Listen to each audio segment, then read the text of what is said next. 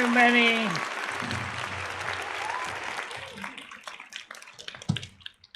Well. The guy's working on my bedroom, and compared to the other rooms, it's gonna be, well, on one level, it's gonna be easier for him because there's less stuff to move around as far as wiring goes. But there's still a lot of stuff to move. So anyway, that's the first thing. So, that's where he's working right now. His bedroom. Rusty's here with me, and let's see. Let's get the kitty on camera here. There he is.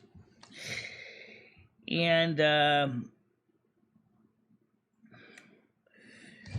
so it should be interesting to see how that's going to work with the stuff today when he's done with the room. I found the stuff in the corner that was left over from when Ed threw my clothes in the corner originally a couple years ago, and they never moved them out of the corner. Well, I had to move them out of the corner, so now I got all my stuff sitting on my bed, and I got to clean that up, and then get that ready to go. So that's what we're gonna do after the guy's done with the floors. We're gonna be sorting through a lot of stuff that's on the bed. What I wonder is, where's everybody? Looks like we're streaming. We're streaming. California streaming. California scheming. But, oh, there we go. Patrick says is here. Braindead says good morning. Hammer Nail said good morning. Good morning to both you guys. As it is basically going to be a day when I will probably be streaming a little longer, because the fact is that my bedroom will not be a refuge or a refuge, because there's going to be a lot of stuff sorting out to do later on, clothing piles that have been stuck in corners for years.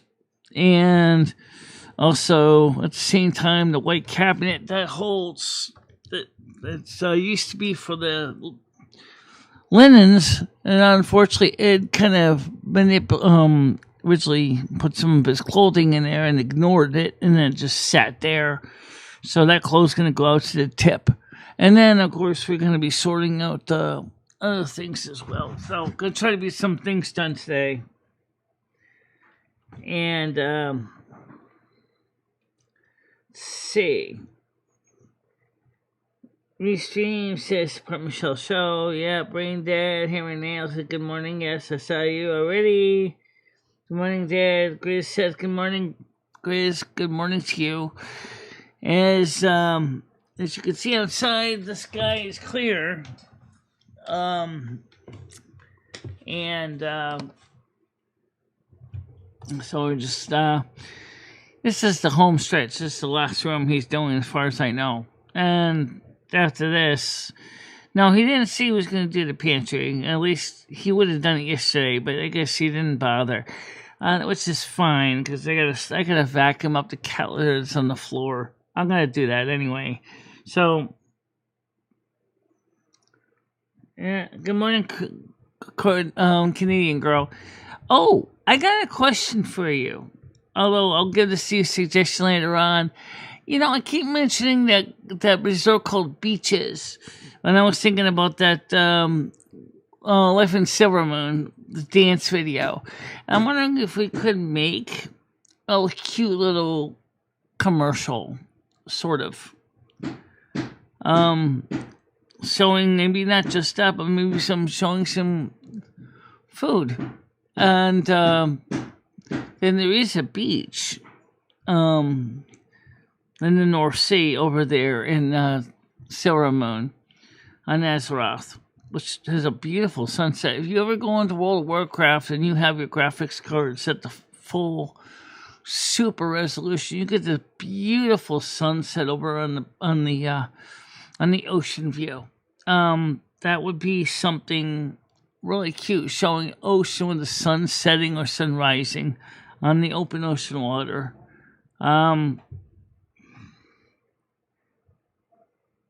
Um, yeah, says old, interesting, yes. Oh, interesting, yes. Okay, yeah. So what I'll do is, so I'll give you some ideas. We can combine it with the your Blood Elf scenes. Some of those scenes are really awesome, and I love them. And I really would think I'd love those. Maybe show families. Maybe some Blood Elf housing communities, showing things like what kind of activities you do there. Like, for example, you have schools of magic, you have restaurants, you have, as I said, the beach, you have, people enjoying nice dinners and, maybe combine it with some pictures of just everyday life in Silvermoon. And just to make and then just, not only as a commercial, but maybe as a regular video, but then as a commercial part, like like an outtake and say, call 1-800-555-0123 or contact HTTP call my website to find out more. That would be kind of funky. I bet some people would probably go, "Ooh, this is totally cool." Who knows? Maybe you could even get it. Maybe you could. I don't know what kind of I don't know what kind of a reward that would be, but it definitely would probably totally blow a lot of people's minds when they see all the work that was done to make that. Not just a dream vacation place, a dream destination maybe to move to. Families can live there, kids. Parents can live there, nice jobs, economy is good, and that, it's a place where it's kind of a little bit rough and tumble in real life. You got the dead scar and stuff, but in real life, even I got some beautiful train station pictures I can send you. And then Silvermoon has his own tourist railroad cars too. It has its own steam engines. I actually spent a lot of time with ChatGPT coming up with still images. If you want to ever try to animate some of those pictures, that would be kind of cool. I'll send you a whole bunch of pictures from the montages. The cute ones, the ones that I like the best, like the Silvermoon Railroad train, which is beautiful. It's a hybrid. It's electric steam, but it fires on propane or coal or wood. It runs on all fuels.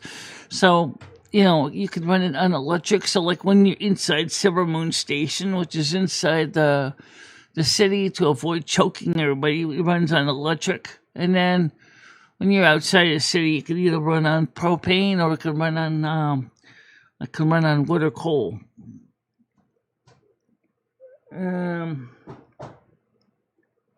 Yeah.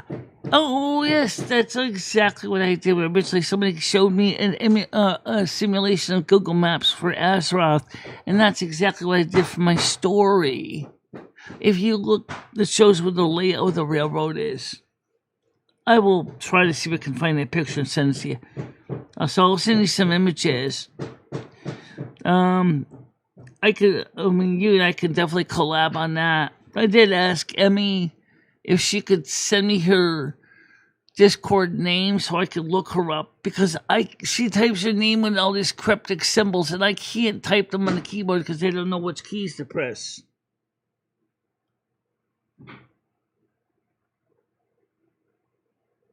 Yeah. Good morning, Tiff. How you doing today? Good morning to you. Wrong button again. I got it. All right.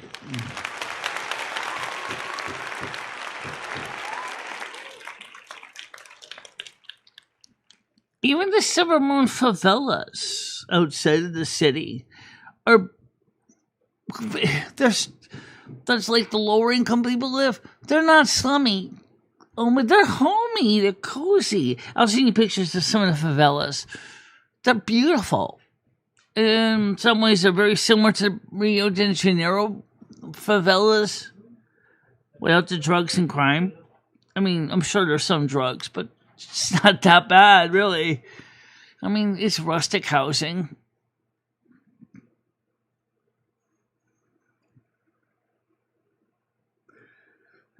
Yeah. And thanks for. I'm glad to hear that you're doing okay, Tiff. Well, we did really good yesterday. I mean, we really brought in a lot of people yesterday. Unfortunately, the subscribership is dropping, but that's not because anybody here. It turns out that all those so-called gifted subscribers never renewed, and so their accounts are expiring, and so they're leaving YouTube. That's not my fault. But then again, the good news is that we're cleaning our house, you know.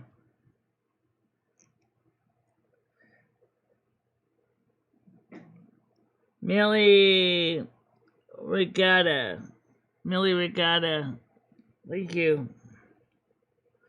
Welcome to the kick side of things. Also, I'd like to try to get more people on Twitch, too. So what I'm thinking is this weekend, we will consider putting Silver Moon Radio AM 1610 on both YouTube. I'm sorry, not YouTube, but Kick and Twitch. And to see how that works to expand to Twitch. And we could try Rumble too, I guess, but that gets kind of crazy because Rumble can't really type at us and we won't be able to see them very easily. So, I don't know about Silver Moon Radio and Rumble would be such a good idea, but Kick and Twitch, Silver Moon Radio would work fine. Yeah. And we all know that the Blood Elf dancers are beautiful. Oh, the male and female Blood Elf couples dancing. Oh, those guys are gorgeous. Those guys are those beautiful pointed ears and the dark hair. The women are great. Really, seriously, go back and watch your video. The women are beautiful. The men are gorgeous. So, I mean, that's just the reality. So, anyway, we covered a lot of things yesterday. Here's something that we did that I found out with. Okay, now, under Connecticut law, because like Stan's saying is, well, you might need to get the hell out of here and all this stuff. Technically, let's get one thing clear. Number one, legally, because I am disabled, I am protected. They cannot just throw you in the street with 30 days notice if you're disabled. Okay, if it ever came to that. But I don't think that's the case. First of all, number one, I've been here for 18 years. Okay, Jimmy has known me 18 years. He's worked with me. We have done a lot of things together. And I'm trusted. I'm also his secretary. I do his books for him too. So I got kind of a long-term presence with him in his life and keeping things going. So I don't think that's why Jimmy actually did set up to do my apartment with me in it. Normally he waits until the apartments are vacant before he starts fixing them up. He decided to do mine with me in it, just like he originally painted my walls the Pepto-Bismol pink, which was the color I chose. And, which, I mean, that's something to consider. Now, also, I wanted to say thank you to a person that gave me a dress yesterday. Brand new, Holy Clothing dress. The only one problem, it's a 5X. I am a 4, maybe even I'd definitely say a 4. So the 5X hangs on me like a drape. Also, Brian PC sent me 2 brand new bras, which are 50Ds, which are, the band is about the right size. The cup's a little bit big, but I guess it's better than having no support. That's why I'm wearing this dress here. Because you can, because I was gonna wear the pink dress, that brand new one from Holy Clothing, but you see more bodice than you do. And I mean, maybe if I was wearing no bra at all, it might look great, but or maybe a white T-shirt underneath, so you don't have to see all my breasts, unless that's what you want to see, right? Room to grow, yeah. Room to grow is pretty much accurate. Brain dead.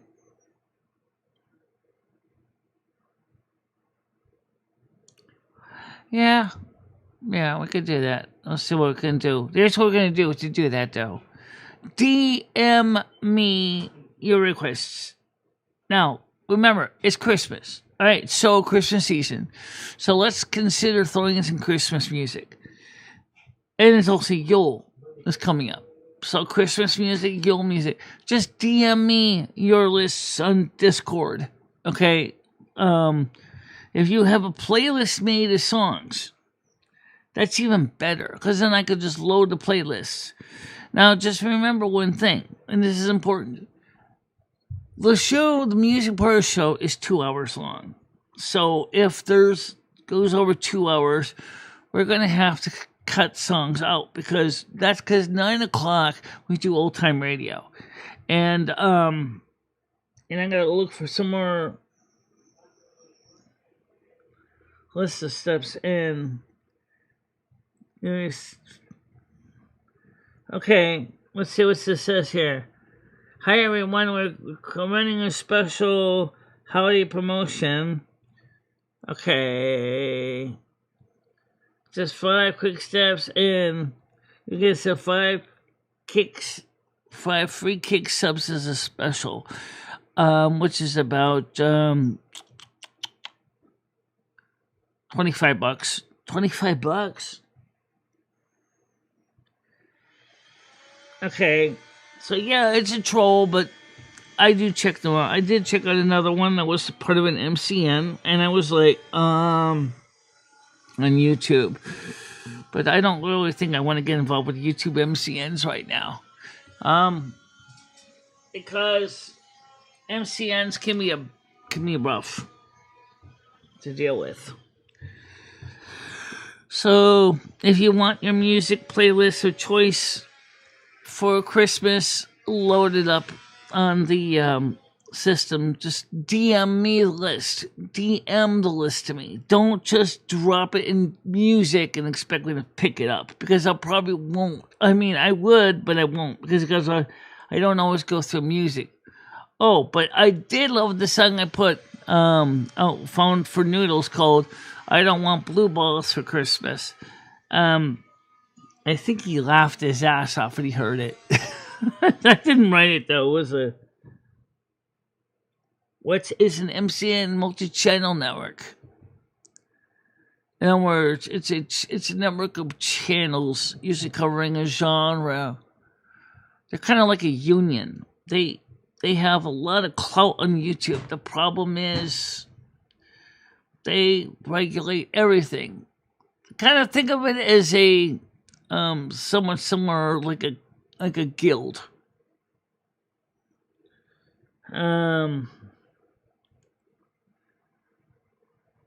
Well, man, to make sure you follow.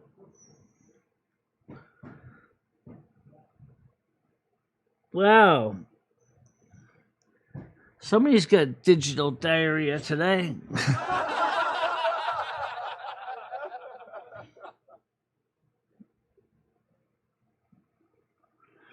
For right now, back off on the digital diarrhea for a little bit, okay? Well, I'll look into it, but I mean, like, it's,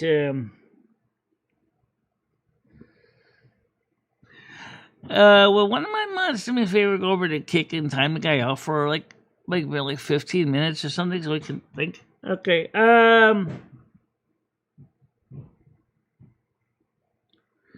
so anyway, so if you want your music for your Christmas request, just send me a list. Now, are we gonna go to Noodles for Christmas? I mean, Noodles on the 19th.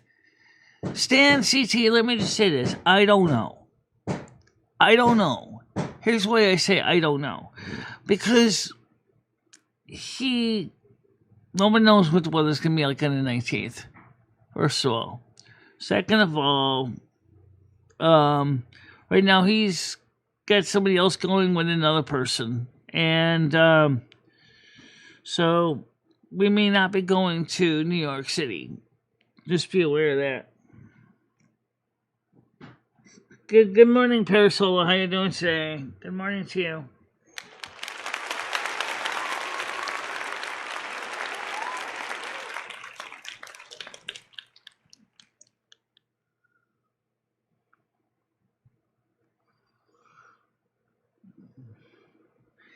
So let's get the panel open. It's BGE if you want to talk to me.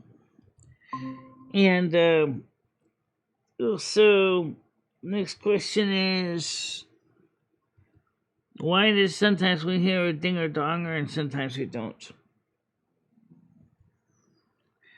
Yeah, I know my hearing sucks, but it's not my hearing necessarily. So just kind of weird.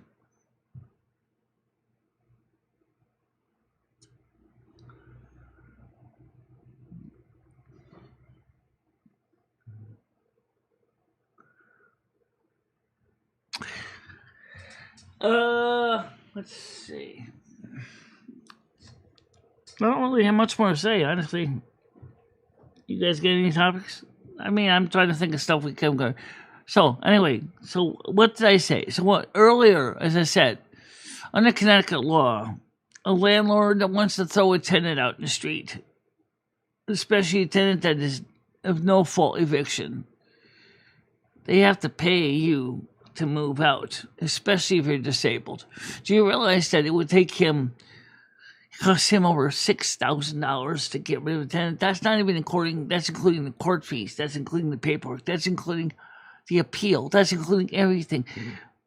Most tenants that are good tenants are not usually thrown in the street. The landlords are like, look, I got tenants, I got rents, I got money coming in. So when I would buy the property, I just go ahead and I keep good tenants. They keep paying the rent to me, and everybody's happy, you know. And so,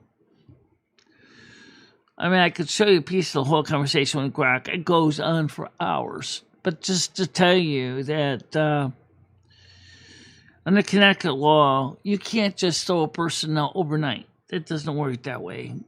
Maybe in some states it does, but Connecticut, especially if you're disabled, and there is at least 2 elderly disabled couples in this building, actually 3. And me, apartment 7, with Lynn and Robert, and the lady downstairs in apartment number 3. Those 3 disabled families, those are very expensive to kick out, and they've been here for a long time. I've been here the longest, it's 18 years. So, and that's the reason why he probably never, and also remember, Jimmy's been a sweetheart. He actually is arranged to do my floors with me in it, which is a pain in the ass for him, because normally he would just basically, when the apartments are vacant, he just basically knocks the job down. Boom, boom, boom, boom, boom, boom, boom, boom, boom. He renovates, he puts in new kitchens, puts in new bathrooms, whatever. But me, he has to work around me and my disabilities. For example, he realized Michelle needs to keep her cast iron bathtub because she can't get out of a regular modern tub unless she install a lot of safety gear and things like railings and stuff like that. So he's not going to get rid of me. There's that reason. And he knows I'm a good tenant. I paid my rent for years on time. And in fact, I call him when the rent's ready. And that's important. Now, Stan keeps forgetting that. You've been a tenant in a building for 18 years. He knows the law. He knows the law, but he just kind of like doesn't really think about it. It's like, oh, well, Jimmy wants to basically retire and sell the building, which may be very well true. But when you have a tenant that's been in your building for 18 years and has become a part of the family and knows your family and knows the building inside and out, good and bad, and he helps you with paperwork, like filling out leases and things for the tenants, he doesn't want to get rid of you because he knows that you are actually pretty much a partner. And he also knows that I want to take over the property. I still do. I mean, I know some people will say, why would you want to take over that dump? Well, first of all, this dump is centrally located, which is great. It's near the pharmacy. It's near college. It's near the hardware store. It's near Dairy Queen, McDonald's. He just got a new tenant downstairs in the tobacco shop. It's a new tobacco shop now. And essentially near doctors' offices and things like that. So there's no reason why anybody would not want to live here. But there's a key thing. The rent has to be reasonable. You cannot... gentrification with this building would be suicide. Because any landlord that says, oh, now with all the renovation, I'm going to go ahead, I'm going to be able to charge like $2,000 a month on a one bedroom. I'm sure it's going to heat now, we're included, and that's great. But no tenant in Winston is paying $2,000 per month for this apartment. They can't afford it. Okay, Jimmy's always been reasonable, keeping the rents within check. Like $1,000 to maybe the newer apartments. Well, renovations, you might go $1,100, but it's still cheaper than the market average. So is an essential dump. It's a central dump. It's essentially located and it's conveniently foot traffic. It's for people on fixed incomes or who cannot drive. This place is a godsend. Not an eyesore, but I was trying to fix that.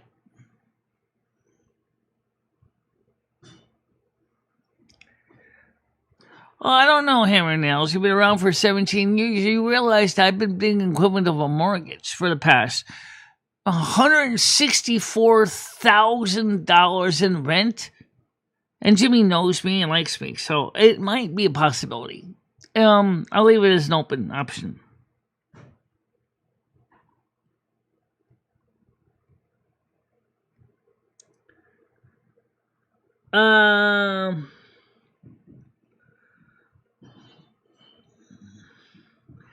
No, they're not. And first of all, it's right on Main Street. So technically, it's got Main Street frontage. There is certainly lots of room in the back. And where the graveyard is. Now, if they want to move the graveyard, which is an expensive boondoggle, there's no room. There's no realistic reason to make power in Connecticut and solar power. You only got to get really any kind of solar power for like 3 to 4 hours a day in the wintertime. It's the summer, when you calculate the solar isolation, that you see that we can get about 6 to 8 hours. But in the winter, no. It's not feasible in the wintertime.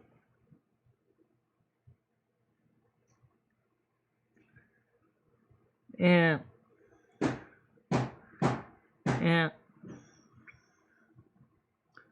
But right now, we don't have the official word. There's not been legal documents, anything. So nobody knows. I don't have the official word from anybody. No one told me anything. So it's all in the air. It's all conjecture at this point. But I'm not worried about it because I think we're fine. For the time being, I'm just going to worry about today, tomorrow, and maybe the day after. But I'm not going to deal with things that could be weeks away. I mean, the evictions, if they want to do ejections or evictions, it's going to cost a fortune for Jimmy. He might just go, leave it for the next landlord. I'm not touching that.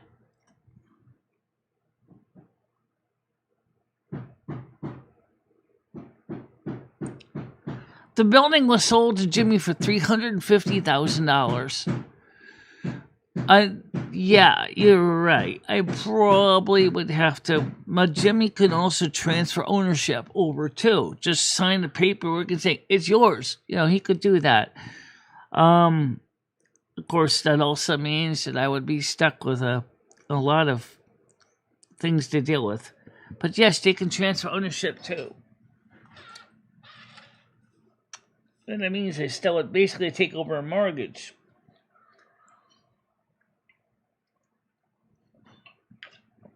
Well, remember, if you got all it rented out a month, you got about $10,000 for the residentials, and you got about anywhere from $1,400 to $3,000 to $6,000 for the commercial spaces downstairs. There's 4 of them. Plus, you have the restaurant on the side that is zoned for cookery, for eating. Yeah.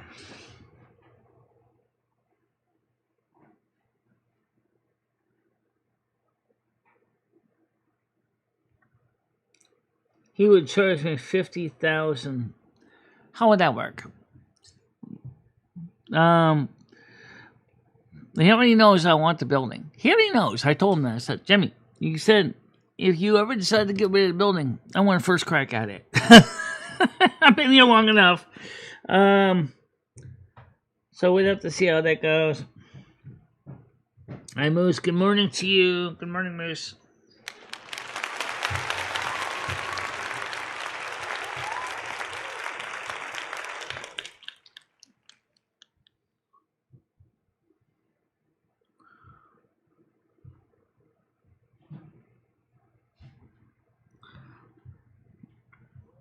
Yeah, well, I don't know how Jimmy would do it. I'm sure that his lawyer would write the paperwork up and say, there you go. Here's the keys. Here's the title. Here's the deed. Oh, yeah. Good luck. Good luck is exactly what I need. But he might already have he might already be working with another person to take over. So,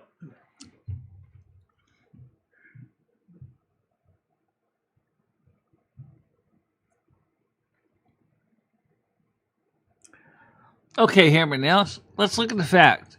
You got tenants that are already living here. You have immediately $10,000 rentals for the homes, for the apartments. Then you have the one business downstairs that's already renting the tobacco shop. He's paying about $1,400 a month for the tobacco shop. So that means you got $11,400 gross income. Okay. So there's your start. Your income's coming in. It's a turnkey application. You immediately will just have the money. Oh, yeah. You might say, wait, you wouldn't have to pay your own rent anymore. Oh, in a way I would, because I'd be still paying the difference on the mortgage. So, yes, I would be paying the equivalent of a rent to the bank. Plus all the other tenant monies that are coming in that also go towards the mortgage.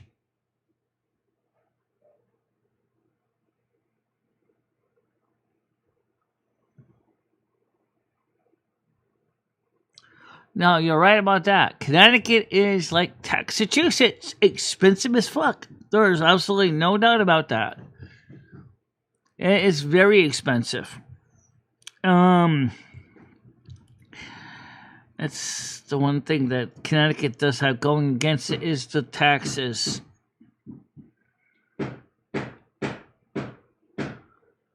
Well, I don't think I have any collateral. I don't have any assets. But you know what? There's another thing, too.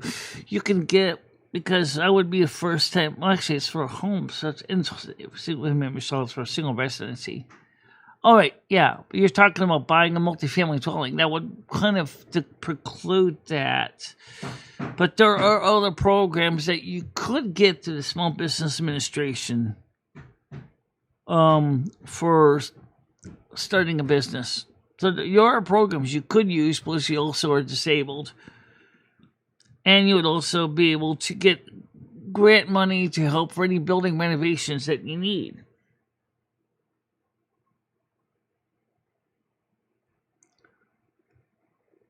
Why should I have to pay to clear it? Let the new fucking owner do it. That's their job. I'm selling you the building. Whatever you do with it is up to you. But you know what? That's what I would say. You know, I'm not clearing it. You are. But what are you going to do in an empty lot? There's no need for parking. We don't need parking. We have plenty of parking. There's nothing downtown anymore. Almost everything is closed. I mean, what? You got Lotus? Lotus uses our parking lot. Nobody has a problem with that. I mean, how many people go and do their nails at one time? Okay, let's look at this. What about the Peruvian restaurant? I never see anybody in there. What about Aces? Same thing. I never see anybody parking the cars in the parking lot at Aces. What about Domino's? They got parking in the back for the employees. There's absolutely like nothing downtown Winston, but they need another parking lot. They don't need that. College doesn't need it either. No.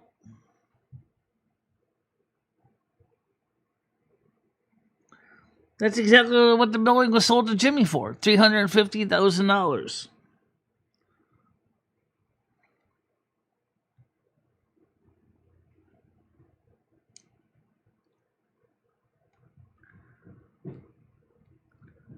Then spend a part of the bill and build it outside. I don't know about that, but so anyway, that's again, it's all conjecture. I don't have the official words of what is going to happen, or why it's going to happen, or what's going to happen. But I do find it interesting. I absolutely find it interesting.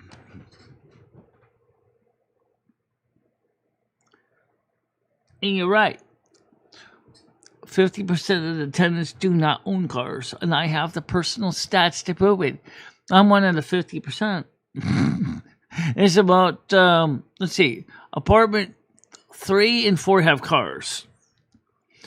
Apartment 10 has a car. Apartment 9, which is me, has no car. Apartment 8 has no car. Apartment, I don't think they do anyway. Apartment 7 has no car. Apartment 6 has no car. Apartment 5 has no tenant. Apartment 1 has no tenant. Apartment 2, the landlord's apartment, has, well, I think it has the guy that might be possible new owner. I don't know. But that's it. I don't know if he has a car either. So you got all these. We have this huge parking lot, and we don't even fill it. Yeah. And then, of course, we share the same parking lot with Home Place. And I do believe they do have cars. Okay, all 4 units have cars in Home Place. Ebony, the tenant next to her, which used to be Krista Ray's apartment, have cars. The people upstairs has a car. And the person on the far other side probably does have a car too. Oh, that's a weird house numbering. I mean, that building has got the weirdest numbering. I don't know why. I think there was another building that was supposed to be built, and then somehow the owner kind of like threw the hands in the air and said, forget about it. That's what you see if you're like a 1 home place. Let's see, 1, 3, 5, 7. What happened to 2, 4, 6, and 8? There is no 2, 4, 6, and 8. So where would they go? That's the weirdest thing, a Home Place. And that's a shared road with us. So that's part of our driveway.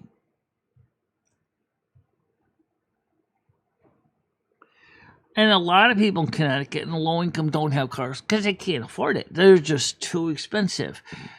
You don't make enough money. Your taxes are crazy to have a car. The title is crazy. Your insurance is crazy. Your upkeep is insane. And you are on a fixed income and you're making $850 a month average on SSI.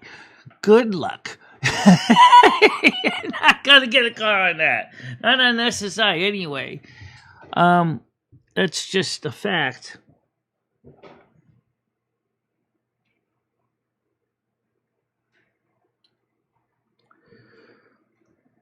Yeah.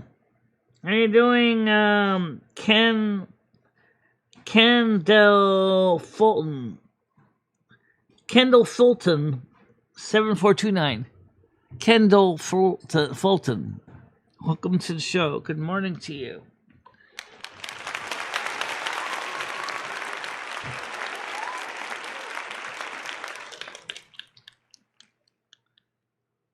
Yeah, well, my bedroom is the last thing.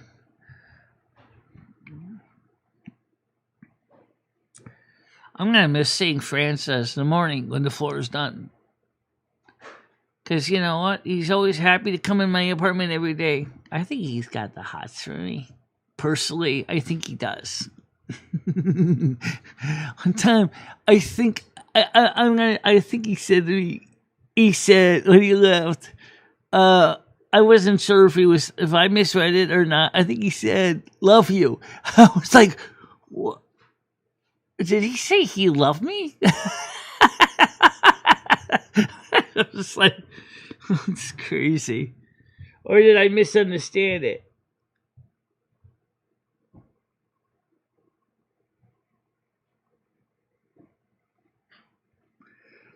Did you know you can find a realtor to help you find a home to rent based off of your income?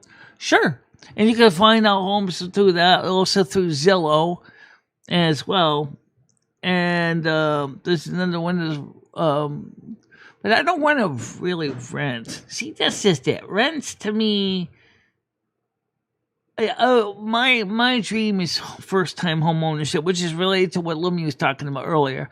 There are programs for disabled first time homeowners that are available from the federal government. Unless Trump decides to kill that. I don't know if he's going to kill that or not. Because already he wants to get more people into their own homes. There's a huge glut now of actual vacancies that he wants to see filled.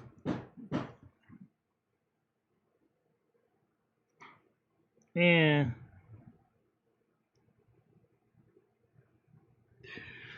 Well, he smiles when he sees me every time he comes here. I think that's not the only thing he's actually banging out there. Oh, shit. Yeah, I'm having morning wood. Ooh! Babe. Get down, you little snake. Oh.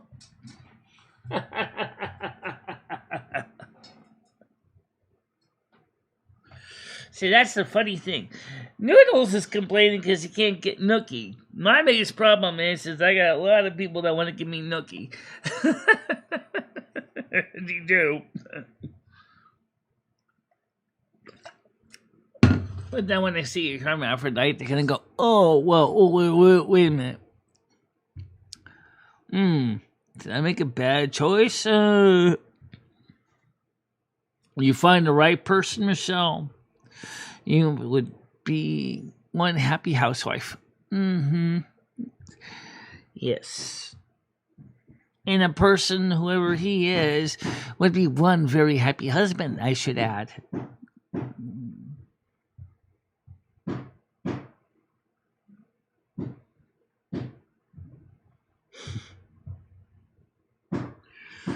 Oh yeah, you guys, if you guys get a chance, listen to that song Blue Balls for Christmas.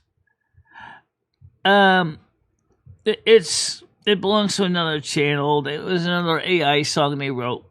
I'm not gonna play it here because it's kind of, but I will play it on Silver Moon. Yeah. Play it on Silver Moon. There you go. It's a Christmas song anyway. I don't want blue balls for Christmas. Sounds perfect for Christmas. Only thing is that I told the song creator, I said, could you write one for the women? Because guys aren't the only one that want nookie. We do too. We don't get any. Because the problem is so many women today just can't find a great one.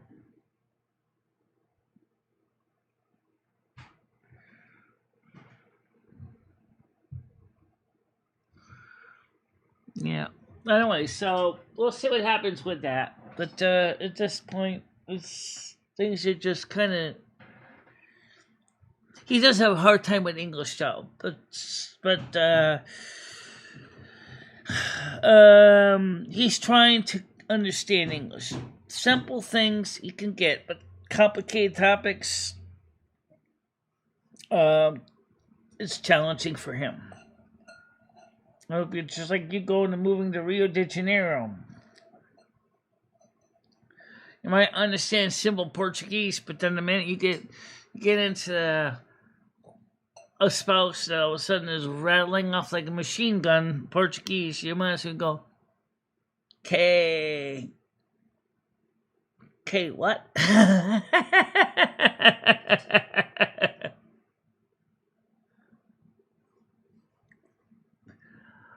And I could say in Italian, "Non capisco." Io non capisco. I don't get it. I don't understand what you're saying. Non capisco, signore.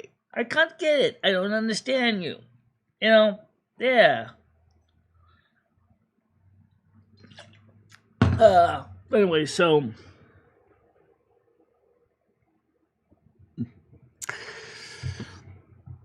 Oh, well. That's life.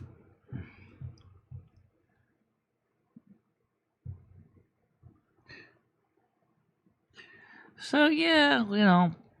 But what's going to happen now with all the stuff going on with the economy?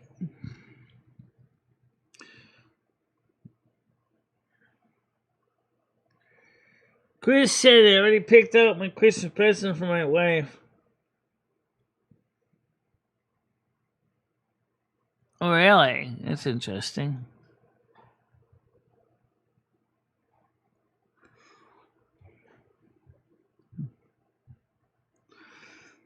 Okay.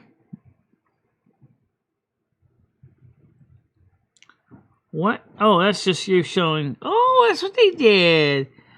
Oh, sweet. I just noticed in Google Meets they added something really neat here. When on the top of the screen, there's a little thumbnail that shows how many people are actually in the Discord. And it shows the thumbnails and it shows, there's only you, only me, and I'm the only one that's showing the screen right now. Right.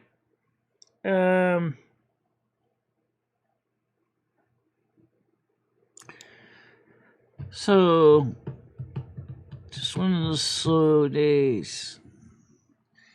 I also hope you had a good time listening to the music yesterday because that was fun. You guys got a chance to listen. Like Grok said, "Oh wow, you played music for 90 minutes," but you were giving kudos to everybody. You know, we're talking about who the songs were about, why the songs are written. He said that was really cool. He said the Silver Moon song you ended with was kind of a cool ending because of the beautiful women and stuff like that, which Canadian Girl worked on. That song is my favorite. That's one of my favorites. That song is Salsa Caliente. Oh, yes. Okay, well, there's no dinger donger, Grizz. You want? Oh, yeah, yes, I do see. Oh, I have a guest. Oh my God, they have a button for this. Awesome. Add one. It's Noodles. Okay, that still counts. Go ahead, Noodles. How you doing? Hey, Michelle, how are you? Hold on for 1 second, Michelle. I'm responding to these idiots on TikTok. Hold on. Now you're on TikTok, huh? Yeah. Okay. So how does TikTok pay you anyway? Hold on.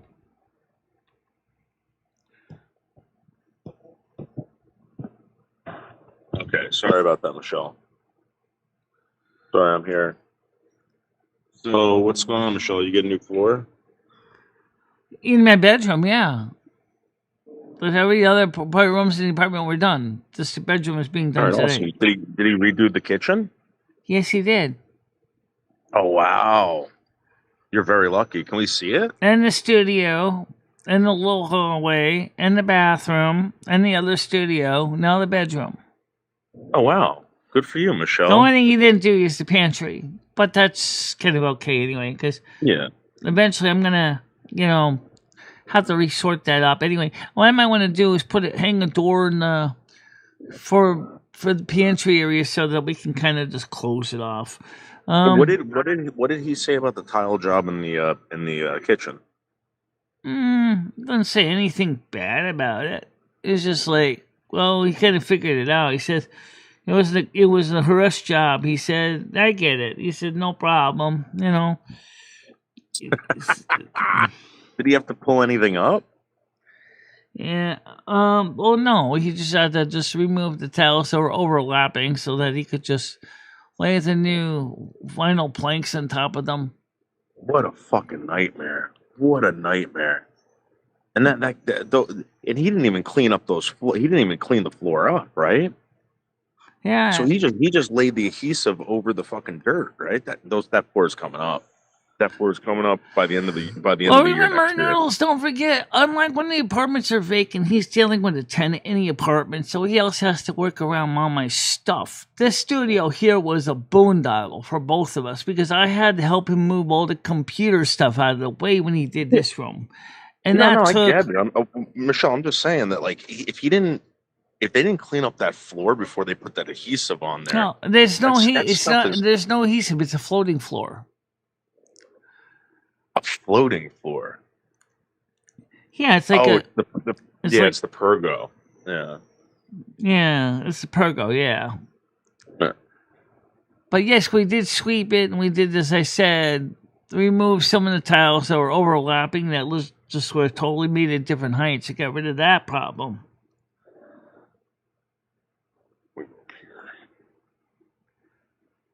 What did you? Basically, I showed up to work today. I didn't have to show up, which is nice. So I'm gonna go the fuck home.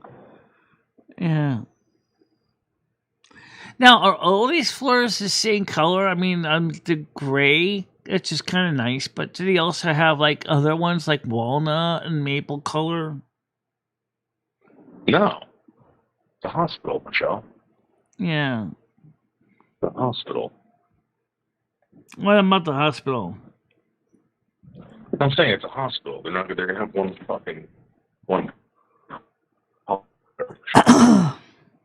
Yeah.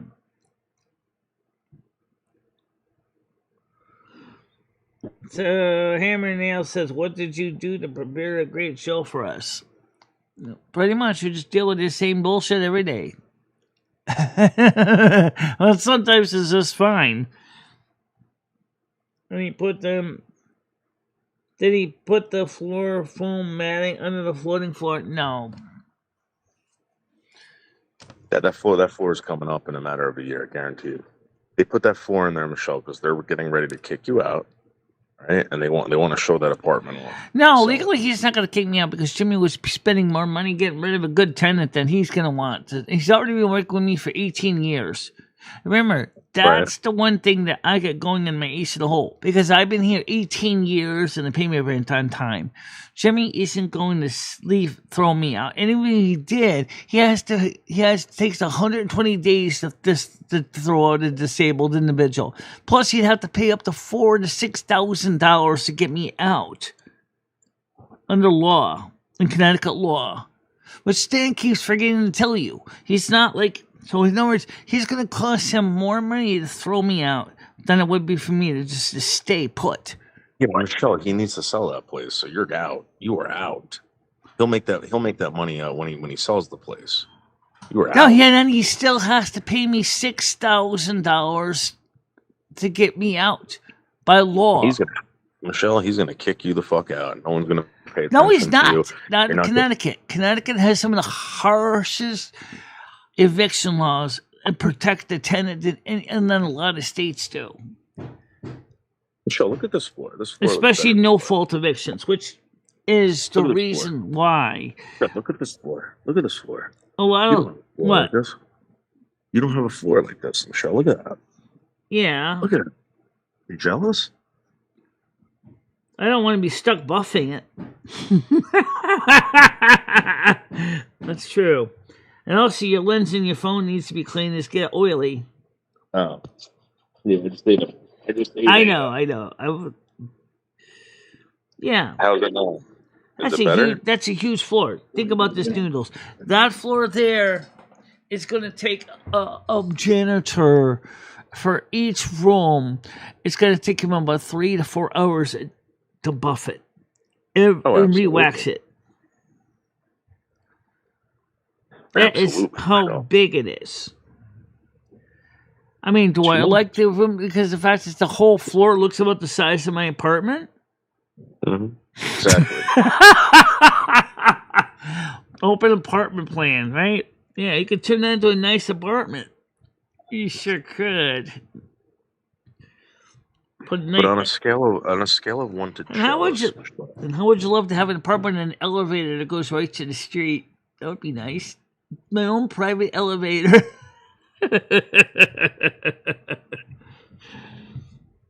Okay, now on a scale what to what? Let's see. 1 to jealous. How jealous are you?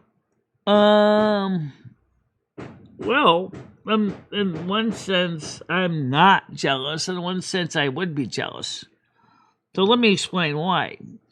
If that was rented as an apartment, that one section there alone, and you had a direct personal elevator going to the street, you would be jealous because that means that you have a direct way to get your groceries and shit upstairs. In this case, to the 4th floor. No, she has absolutely no agreement. There's no agreement to that apartment. She is out. She never signed anything. He saw her on the street. He knew that he can get her disability check, and he got it. That's what Jimmy did. Let's be honest. Michelle, how did you find that apartment? By the way. How did I find that apartment? Ed found it, actually. Because Ed met up with Jimmy when he was looking for a place to park his motorhome. And then I had just gotten my Social Security disability from my father's death. And then I used it to move back to Winstead. And I gave Jimmy a total of about $10,000. Was it about $10,000? $6,500 when you moved in. For first month, last month, and then for rent for a whole year. Yep. So Jimmy was like totally stunned that I paid a whole year's rent up front. Which worked out absolutely beautiful. That's crazy. Yeah. And you know what? I have been here 18 years. I have a good tenant. And plus, I'm also his bookkeeper. And I also am responsible for making the rental agreements for him. So I take care of all of that. Yes. I've been a partner. I've been working with Jimmy as a partner for years. And he charges you to live there? He doesn't pay you? He gave me a rental protection, keeping my rent at $700 a month up until 2019. Yeah, so why did he do that? Because I help him with his paperwork and some maintenance in the property. Yeah, but it went up. It went up to $900.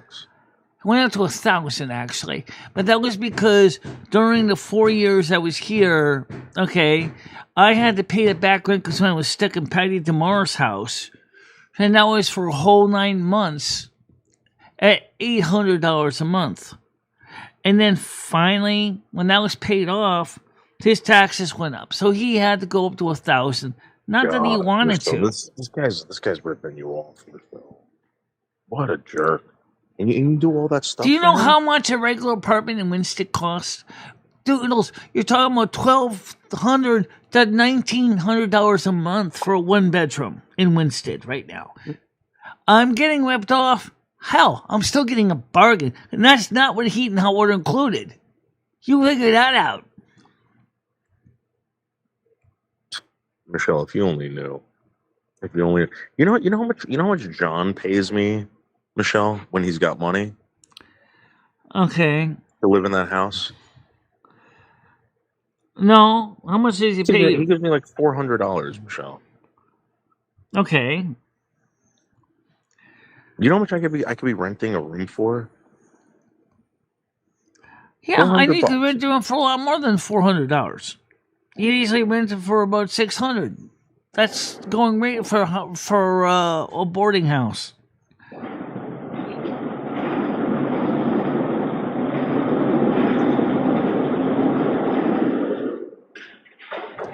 No, when I work for Jimmy, I actually get my rent is lower because I help Jimmy out.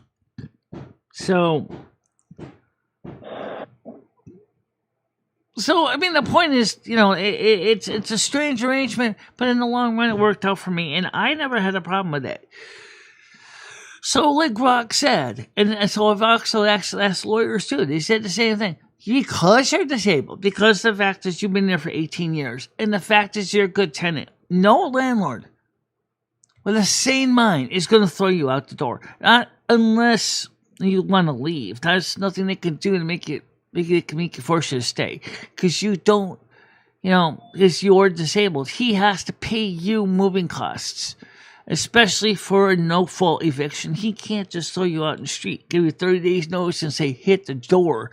Because once you point out to him and he knows that you're disabled, his lawyer is going to go, Jimmy, I have to pay her $6,000. I mean, at least $4,200, and then I have to pay court fees, and we have to try to show a good cause for termination, and we're not going to win. So that's why they won't do it. Besides, you've been there for 18 years. You know the property. You've been working with him for years. So and he knows I want the property. He knows I want to take over the building. So he already knows I'm seriously interested. You talked to him about that? Oh yes, I talked to him about it many times. He knows. He made notes of it that I do want to take over the property if he decides to sell. But officially, he hasn't said if he's selling or not. What so we don't know. He said. He said, "I'll keep it in mind." He said, "I'll keep it in mind," which means he'll. That's all I can say is I'm under consideration. Okay, which means he could just transfer the title to me, and I would also take over. Right, so Michelle, you work for him, and he charges you to live at. He charges me less rent because I work for him. Okay. I don't think it's a bad arrangement. I get a discount, and I have been getting a discount for years. Okay, so how much are you paying now? I'm paying $1,000. Do you know how much the other apartments are paying? How much? About $1,200. Michelle, the guy downstairs from you has like 3 kids and a wife. They're not living in a one. He's paying a little more because it's a bigger apartment. But not much more than that. He's paying about $1,400. Michelle, you just said a 1-bedroom in Winstead goes for $1,200. Right. You're lying. You don't know. And I'm getting a bed for $1,000. We're talking about a 1-bedroom here. Now, apartment downstairs is a 3 and a 4-bedroom. So those are going to be more money. And that's not including apartments with heat. Now we're included in the rent. That just costs more. All right, so Michelle, he's got you working for him, correct? Right. You do the. I do what I can for him, mostly paperwork. But yes, you're doing paperwork for him. What kind of paperwork? Well, paperwork includes preparing rental agreements and also taking care of any bills and taxes and stuff that he needs. Some simple stuff I can do for him, like paying his water bills, sewer bills. But anything that's more complicated, like doing his 1040 tax returns, he has to do those. He has to get a CPA for those because I can't do his taxes because I'm not a CPA. So, but I do help him out and I give him advice and things like that as well. So yeah, it's a pretty good arrangement. It's not perfect, but it's pretty good, you know. When was the last time you worked for him? Last time I did work for him was a couple months ago when he paid his when he gave me the money to pay off his water bills, sewer bills, in Stockbridge. So he gives you money and then you pay for it? Yes, you could say that he and I sit down together. He gives me the checkbook. He asks me what to write, what to fill out, and I fill out the checks for him. He signs them, then he mails them. So he basically gives me his checkbook to pay his bills. Because he can't read. Because he can't understand English that well. Oh. All right, so let's look up how much that would cost him to get someone to do that for him, Michelle. And then once you charge him CPA, Certified Public Accountant. Oh boy, a lot. To hire a regular secretary, to hire a secretary to do what I do once in a while, it's going to cost him at least $15 an hour. And we're talking about possibly part-time employee. That would probably be, say, actually half-time. Probably about $150 a week. $150 a week if you needed her for a whole 10 hours a week. Okay, probably doesn't need them that much. But still, $150 a week, maybe about $300 a month. And he's getting a discount of having just go ahead and knock off $200 of the rent of the tenant. For him, that's a savings. He doesn't have to pay. He doesn't have to pay unemployment. He doesn't have to pay taxes on employees. He doesn't have to pay FICA. He doesn't have to pay any of that. He just basically, you just help fill up my paperwork here. Here's the paperwork. Here's the bills. You arrange them. You pay them. I sign them. And then we send them out. Which means, guess what? He gets a better deal. And I get a better deal, too. Right. For a full CPA, Mr. Kistler, that sounds exactly right. Yeah. For a full CPA. And the point is, yeah, he still gets the deal. I got a deal. That works for us. Okay, so Michelle, you said a CPA gets paid how much an hour? Mr. Kisser said they gave us $75 an hour. No, try $150 to $200 an hour. Oh, okay. So are you charging him that when you do that? He's giving me a $200 a month rent break. Think about that, Noodles. I'll take that. Michelle, are you charging him that? You could basically, Michelle, you could basically charge this guy and get like a month's rent free. Yeah, but lately I haven't been doing very much paperwork for him lately either. So, I mean, it's still not a bad deal for me. And he's happy with the arrangement.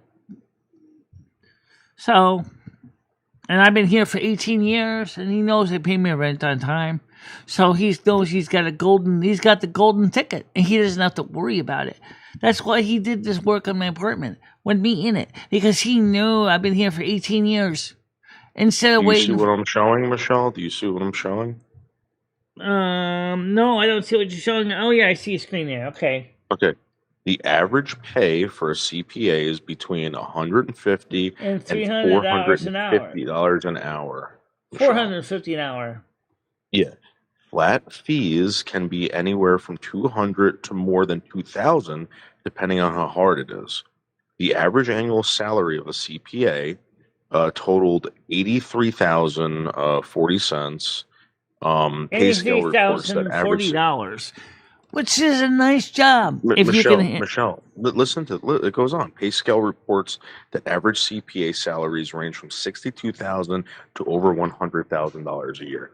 So I don't know what the fuck, Michelle, you're on about with this fucking guy. Yeah. Well, here's the part that Stan CT should have known better, but he forgot about. The fact is, I've been here for 18 years, and Connecticut law is pretty clear. Because I am disabled, he can't just throw me out in 30 days. And he knows that. Jimmy does know that. And that's the reason why Jimmy says, for a no full eviction, he ain't worth it. He's not going to get money out of that. All right, but Mr. Kister, or whatever her name is, then he can go and pay $450 an hour. You know If what I'm I saying? got my You training and won't my do that. certification, Mr. Kisser, it's another thing. If I got training as a CPA, like Noodle said, the amount of money that I could be making a year would be insane.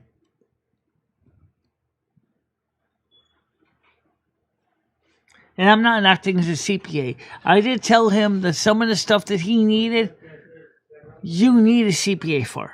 Taxes is definitely CPA. I'm not touching your taxes. There's no way I'm sitting there and dealing with your taxes. So what do you really? That's more. Sometimes I work more as a receptionist and secretary than anything, but it's not a bad deal for me or him. You know. So that's one of the reasons why he did the floor over, because he realized that I've been here for so long and I have helped him for so many years that there's no reason not to help me by doing my floor. That's why he did the All floor. right, let me find out how much an interpreter makes per hour. Hold on. No, it doesn't matter what an interpreter gets paid. Okay, the fact of the matter is, it's a happy arrangement. I never had a problem with it. I do ask him when he wants me to go out and crawl on my damn knees to fix things, that he at least lets me know at least 24 hours in advance so I can figure out how we're supposed to shuffle my show around. That's a whole other thing. I also do maintenance work for him. Interpreters get up to $80 an hour. Average Yeah, salary is ranging from $26,000 to $84,000 a year. yeah, there you go. So the point is, he's getting a bargain. Plus, I also do physical maintenance for him, too. So there you go. Michelle makes a lot of repairs for Jimmy, like installing new thermostats and things like that. She actually does a lot of electrical maintenance when she can do simple things, like replace a wall switch or something. She doesn't do too bad. No.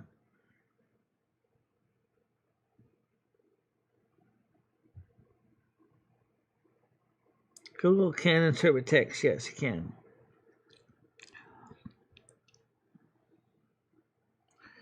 So, I mean, I, based on what I know and based on what the fact is, no official documents have been said about this building at this point right now. I'm going to say is, looks like for the time being, we're snug in our rug. We're not going to have to worry about anything right now. Yeah. Right. So until we get official documentation from the courts or Jimmy, there's nothing I can do except just relax, do the best I can, pay my rent on time as I do, and that's it. I don't get the building's in his wife's name, but he takes care of the bills. Because his wife is part of the business. And his wife doesn't understand English either? No, she understands English a lot better than he does. So then why isn't she doing this stuff? Because she doesn't want to deal with the bullshit. That's her property, and she doesn't want to deal with the bullshit. That's why. But didn't you call her when the rent went up and she said, yeah, we're raising the rent because of whatever? I mean, didn't she tell you had to pay more? The rent went up because the taxes went up. It wasn't really like they wanted to raise the rent at all, but they had to pay more in taxes.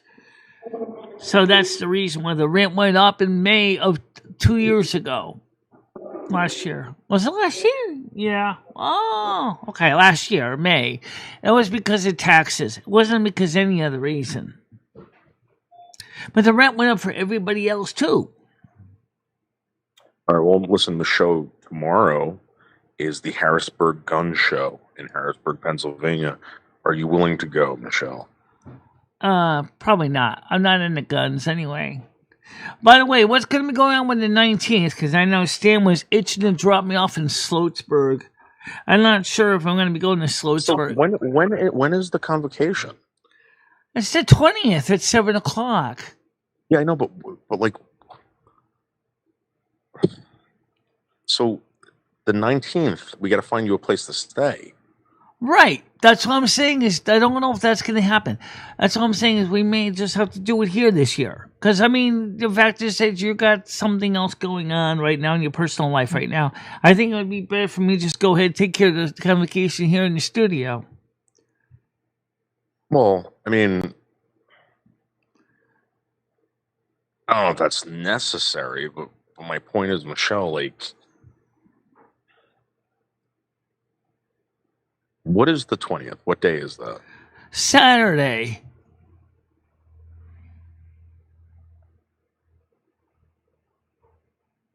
And we have to do it Saturday at 7 o'clock.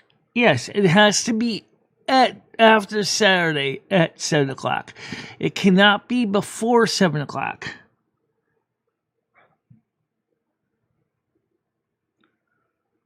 All right, so maybe I'll just drive out there Friday night, sleep over, and then we could like leave. We can drive out to Manhattan at like 5 o'clock or something and go do it.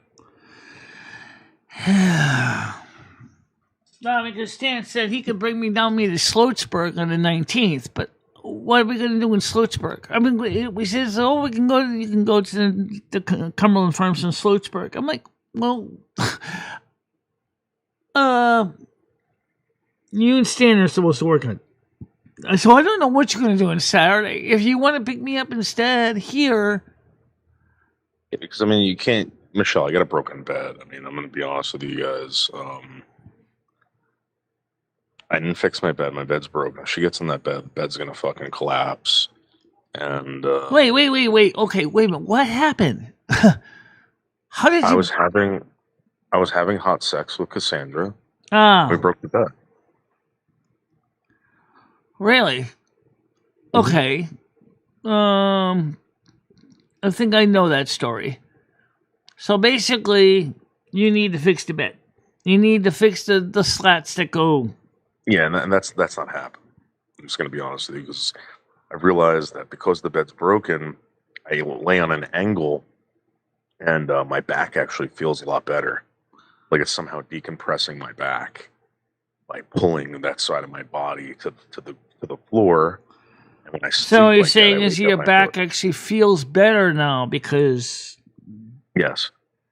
Well, no I longer guess have then the bed's to not broken. Sounds to me in a way the bed's fixed. If you think about it. Well, that's the way the bed's going to stay.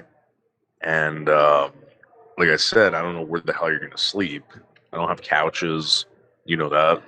Right. I mean, what are you going to do? Sleep on the fucking floor? Well, let me go ahead and use the bathroom. I like I was saying, that's what I'm thinking is that maybe we'll have to do the convocation here, which would be fine.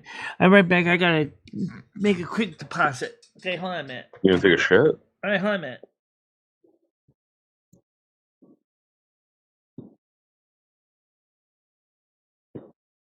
Yeah, it was a hot love session with Cassandra. Cassandra jumped on me, and then we fell into the bed, and it went kaboom! Like the legs blew out from underneath it. It was a big ordeal. There was wood stuck in the fucking sheetrock on the walls. We thought one of the dogs had died. It was a big deal, guys. A very big deal.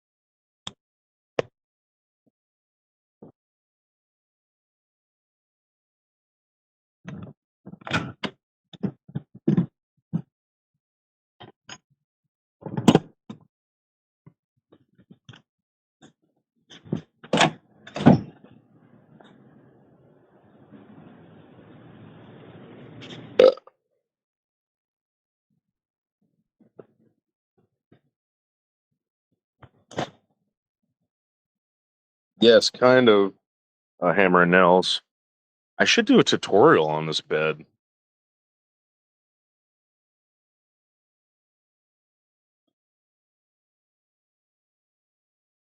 It's basically flat except this one area, and it's like totally on a 45. Totally on a 45.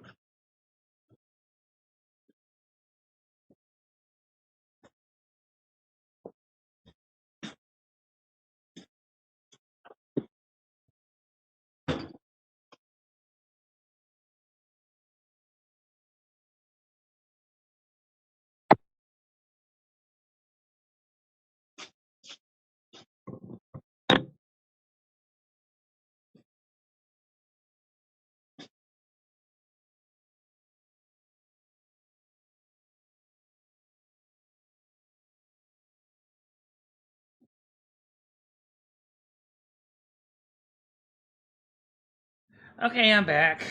Sorry about that. I had to make a quick deposit. So the yeah, I had my bed was kind of like that originally too in the old frame. I was like the foundation was like the original foundation, the original mattress was so whacked out that I was literally sleeping sideways. So, the one I got the new mattress that was like Nirvana. Yeah, and then, but No, even then, no it problem. was still sleeping on this bed.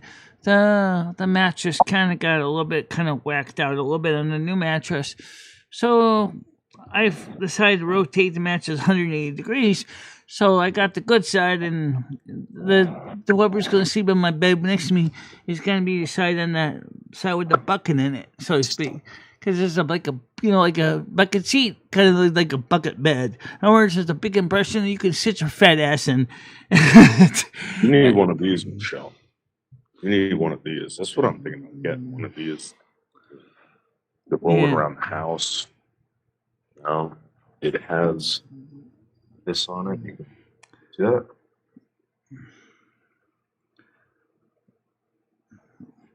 Yeah. So much gets caught up here and here. A slatted bed 6 is hard to do. A slanted bed. Well, here's what I would do. In fact, I know people that are seriously overweight. This is a problem. Here, what you do is you would use cinder blocks to support the middle of the wooden slats, kind of like building a house. You have the either cinder block or wooden center frame that touches the floor, so that the weight is more distributed onto the center instead of going across, especially for queen and full and king, especially for king. You need to realize that the slats are going to be carrying a lot of weight, but they're going to probably break once the wood dries out. So you do is you have a crossbeam member to give it additional rigidity, but you also have it so that it actually is touching the floor, so that the floor is supporting it. I have abstinence with Cassandra. Yeah. I love you, Trust. No, this is not new. I've worn this a few times. In fact, first time I wore this out with Noodles, we went to I forget where we went, and then once we went to the political thing, and I got cream cheese on it. I eating a super inflated bagel. You didn't like that bagel? That was good. Yeah. I bought some more cream cheese and make some more of the homemade bagels from Thomas's. Just shove them in the oven, cook them for about 5 minutes, 30 seconds, and put cream cheese on them. Kind of close to what that tasted like. Not as much, but still quite a bit of cream cheese on them. Yeah. Yeah. It's crazy. Yeah. In fact, cream cheese, I'm surprised I know how to butter cream cheese, considering I have the worst time buttering butter. That's because you try to butter is like a brick. That's why, because it's too cold. You got to let it warm up for about half hour to an hour on the counter, and then they'll get soft enough to use. Good morning, Comedy Flu. How you doing? Anyone else besides Michelle have a color? A cinder block under the bed. I don't have a cinder block under this one, but I used to have bricks. I used to have bricks underneath my bed. And that's no joke. You the bricks underneath your bed? Yeah, I used to have bricks when the original box spring or the foundation was trashed, and unfortunately, I had to use bricks to support the center of the bed. I didn't know that. And then when Ed laid in it, me laid in it, the the foundation just went snap. And that was like the only way we could fix it at the time was just to put bricks underneath it, which worked. How did you get the bricks up there? The bricks were left over from when originally Jimmy knocked down all the unused chimneys. So we saved some of them. But where were they? Well, where were the bricks? Where were the extra bricks? Yeah. They were just laying on the porch at the time. Oh. So we just... How did you get them down? They were just on the porch. They were just sitting there, and they were abandoned bricks. So we just used them. We still use the bricks now, actually, but we use it for a different purpose. We use it to provide the proper height and clearance to clear the storm window, so we can get the air conditioner in. So the air conditioner sits on them. Oh. Yeah. If you're bad at geometry, slim to 6 would be hard to do. That's true, right? That would make sense.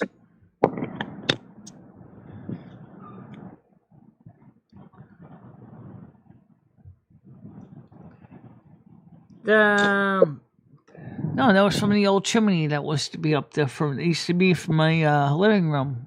There used to be a wood stove in my living room long ago. It was an abandoned chimney. So they just tore the chimney down, as you did a lot of the other chimneys in the building. It was kind of a shame because I kind of wish you left them. Is that where the sunroof is? Is that what it was? No. It was on my far wall next to my couch there. You know, by the window. There's a chimney there. Really? Yeah. I didn't know that. Where the stovepipe is covered up now, but there used to be a stovepipe there for a wood stove.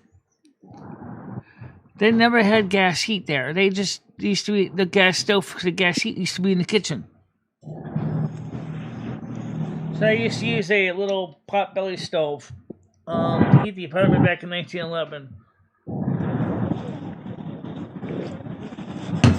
So, a little parlor stove is who would call it.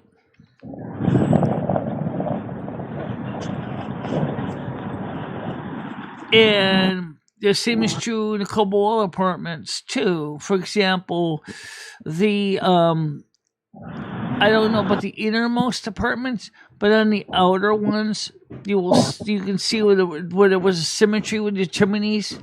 They used to be all around the building.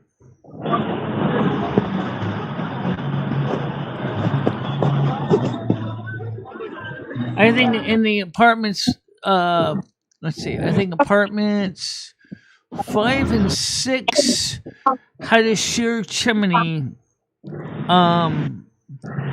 between them that was more like in the center of the... Did they just have their own in the kitchen for the wood stoves? I think... I need to think about where that was, because I don't remember maybe it was something off the bathroom, maybe? No. That's a good question, Lum. I'm not sure where because the third floor only got hot water heat back in the 1990s. Originally, the third floor did not have heat. That was central heating. That was installed in the 90s. Yeah. So, there were actually... Okay.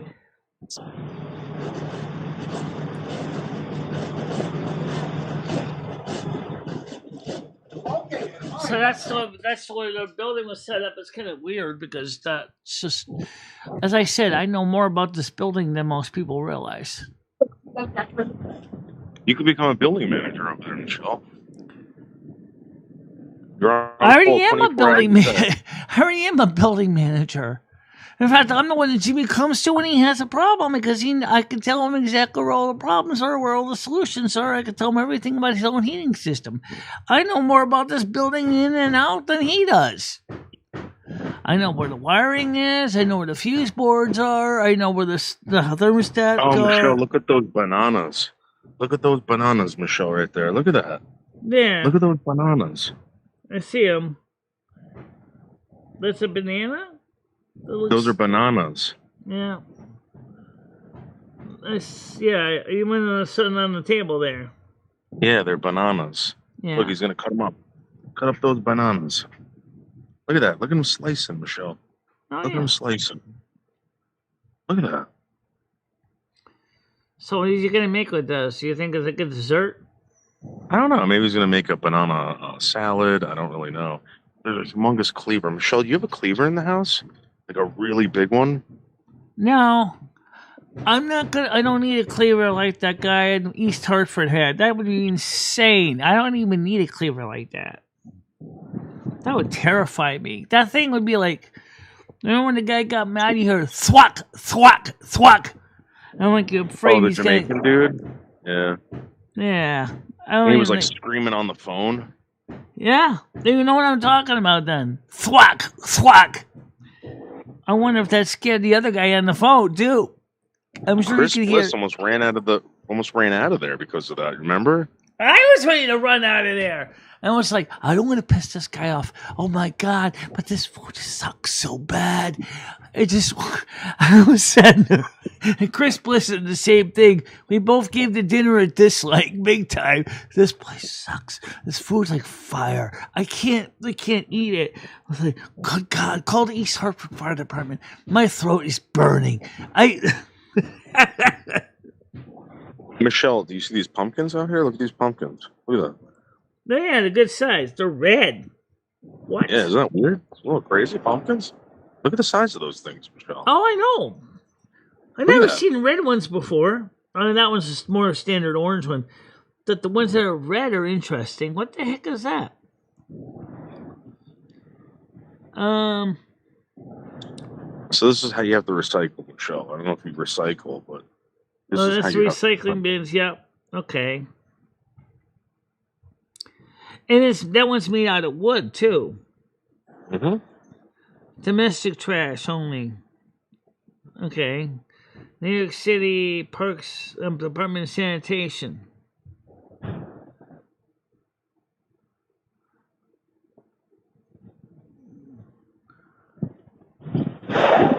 Well, I mean that's a posh looking case.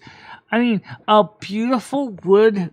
Okay, plywood. But still, beautiful wood recycling step like that. That is so posh. I mean that's gorgeous. Yeah. I love a nice made cabinet. Let's look at the metal ones, Michelle. The metal ones are really nice. Yeah. Yeah, some of them are really nice looking because of the way they're made. You know, they're not.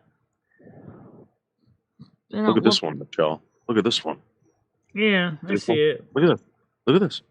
It's a standard metal one, yeah. Again. Look at that. Wow. Metro box. That's cool. For a dumpster.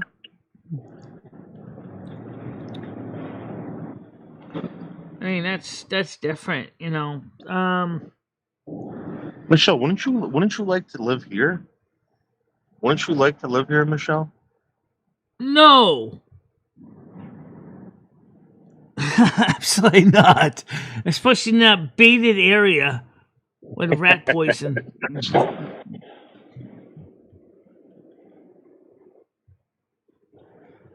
Yeah, I do maintenance too for Jimmy.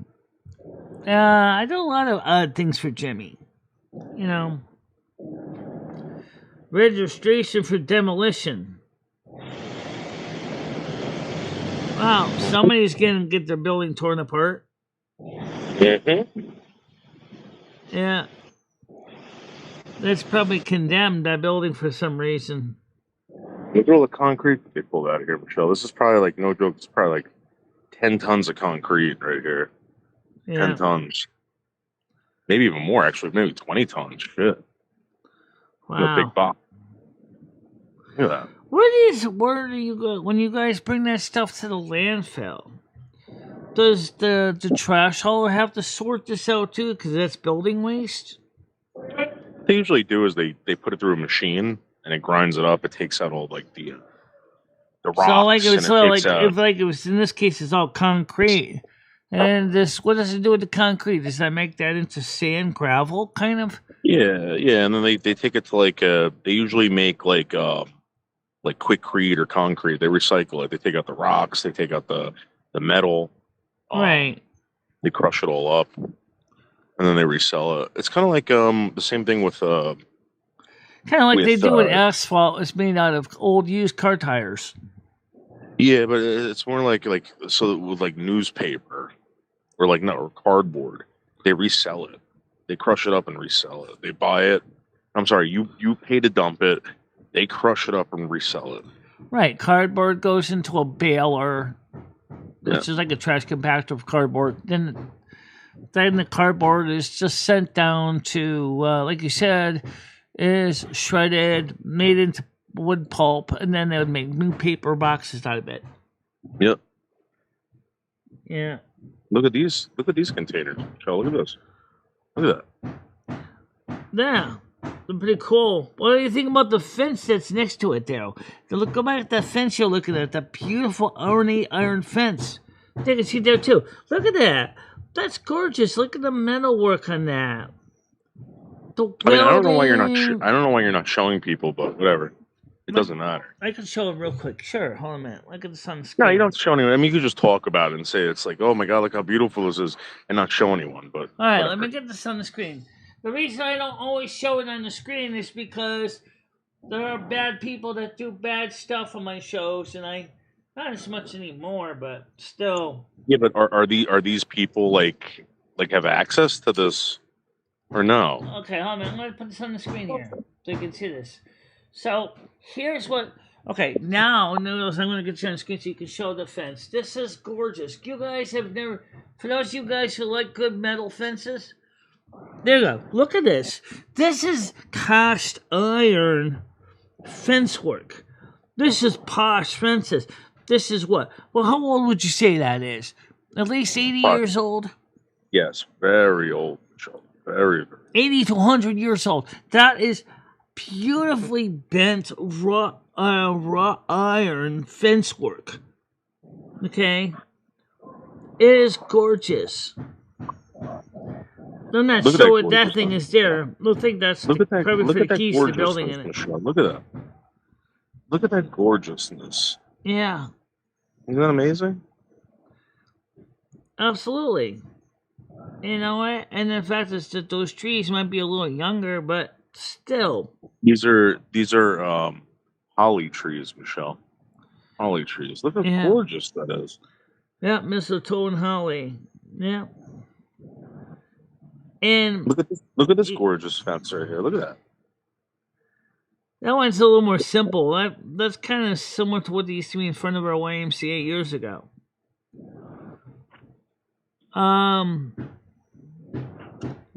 But the point is, there is some beautiful architecture decor in New York City that often has gotten lost because things have changed. You know. So the building that's going to be demolished, it's going to be what? It's going to be obviously the space is going to be something new is going to go there. Yeah, they're not demolishing the building. They're just ripping out the insides and redoing the insides. Right, redoing the insides, which means probably new concrete floors. You know, with rebar. Michelle, look at that beautiful balcony up there. Look at that. Look at that, Michelle. Yeah, I see it. Imagine if every morning you can go out on your balcony like that, and like just stare at the dogs and stuff.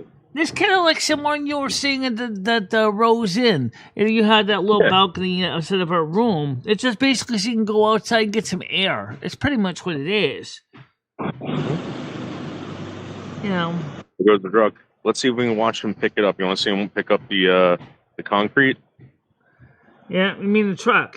Yeah. Let's go watch him pick up the concrete, Michelle.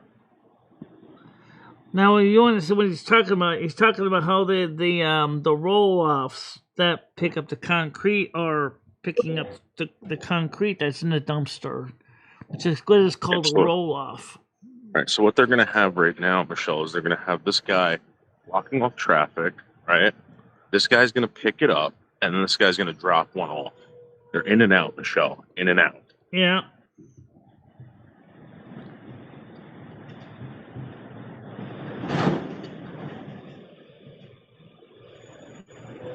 In and out. Oh, wait, maybe this guy's just going to do it. Oh, they're going to do one truck. Oh, it sucks. This is going to suck. I would hate to have to do this. I would hate to have to do this. Yeah. Oh, man, this sucks. I feel this guy's pain right now. So basically, he has to drop this one off, Michelle. Right? He's going to drop this one off. Right. And then he's going to pick this one up, put it down the street or something. I don't know. And then he's going to pick this one up and put it back over there. This is incredible. And not only that, but he also has to deal with pain. He also got to do work around those barriers too. He's not going to just be able to. And Michelle, if you needed food, you can come out here. They're selling food out here. Isn't that awesome? Like, this has got to weigh like 20 tons. Easily. It's got to weigh 20 tons. Oh my God.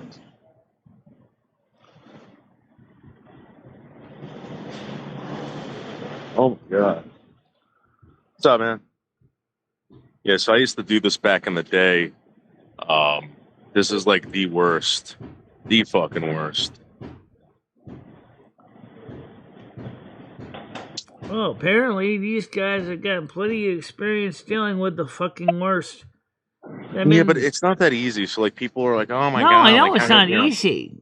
This is like it's a lot of weight. And actually when he picks this thing up, the front end of the truck might actually pop a wheelie, which we're gonna see. We're gonna see the front end of the truck. And I think he's driving a Kenworth, Michelle. That's a Kenworth. Here it comes, Michelle. He's gonna drop it off. It's going up, Michelle. It's going up. So this is like the most dangerous there's right the here. roll off right there. He's rolling the other one off right now. You'll see it's so right now, if that cable snaps, it's gonna go over the truck. But when it's down like that, if it snaps, it's going in the cabin, killing him. Look at this action, Michelle. Look at this. Look at this. It's going down. He's going to drop it. Boom, shakalaka. Oh, yeah. And then while he's doing that, now he's going to drive the truck forward. So now he's gonna bring it down to a certain point, and then he's gonna lift it up a little bit more. If he's a good roll-off driver, we'll see. I think he's going to lift it up a little. Oh, yep, there it goes. And he's going to touch the ground with the rails, and he's going to pull it back a little bit. There it goes. Yep. All right, drop it. Drop it. Hell yeah. All right, so now he's going to let some more slack out. Oh, he's going to drag it. Oh, yeah, he's going to drag. Okay, now he's going to drop it. Michelle, yeah, let the slack out. He's going to release the cable. He's going to release the cable. So what I used to do is I used to step on the cable, and I would release the tension by stepping on the cable, which I think he's going to do. Let's see if he does. Yep, just did it. Nailed it. So now he's going to disconnect the cable. What sucks is on the end of that cable, there's all these barbs. So sometimes I would do it in my hands like that, and I get the barbs in my fucking hands. But here it goes, Michelle. He's going to line right up with this dumpster. Right up with this dumpster. Now he's got to bring. See, I would bring it down now. Now he's going to pull over to the other truck. He's riding it with the thing up like that. Oh my God, He's going to pull over to the other dumpster now. So now he's missing a wheel right there, which is kind of dangerous. This is a big box too, a heavy box, heavy box. Okay, so there's like usually another wheel which he doesn't have. So usually in the roller front. that goes up the rails on that. See the rollers on there? Yeah. He's missing one, but this guy's good. I can tell he's good. Oh, he's got the back. He's gonna go up a little bit. He's gonna have to go straight. No, you don't. No. Nope, he missed it. All right, one more time, bro. One more time. He's got it this time, Michelle. Now he has to He's got it line. this time. Now here's the thing: he has to line that up. He's got it. He's got it. He's got it. He's got it. He's got it. He sure does. Yeah, this guy's good. This guy's good, Michelle. Oh, he fucking nailed it. This guy's awesome. Absolutely. So now you got to get the cable, and you got to put it on there, right? And then he's gonna lift it up. You know, he's gonna lift it up. Oh, I'm not supposed to be over here. So let's see him do this, Michelle. Let's see him do this. Let's get over here so the rocks don't fall out. Right. But still, he's got that now. Now he hooks the cable up, and now the whole thing is going to be hoisted onto that platform. So you can't bring it up all the way. So he's going to have to kind of slide. This is where it gets really dangerous because that cable there can snap. Absolutely. And if it snaps and it's down, Michelle, it's going in that cab and killing him. Oh, so this is where it gets really, really dangerous. You also notice why he's got a protection against back we still have the road blocked off over here, Michelle. This is gonna,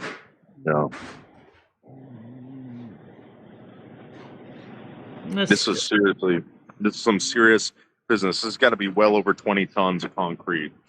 Well over 20 tons. Absolutely. So now they're coming out. They're documenting it that it's leaving.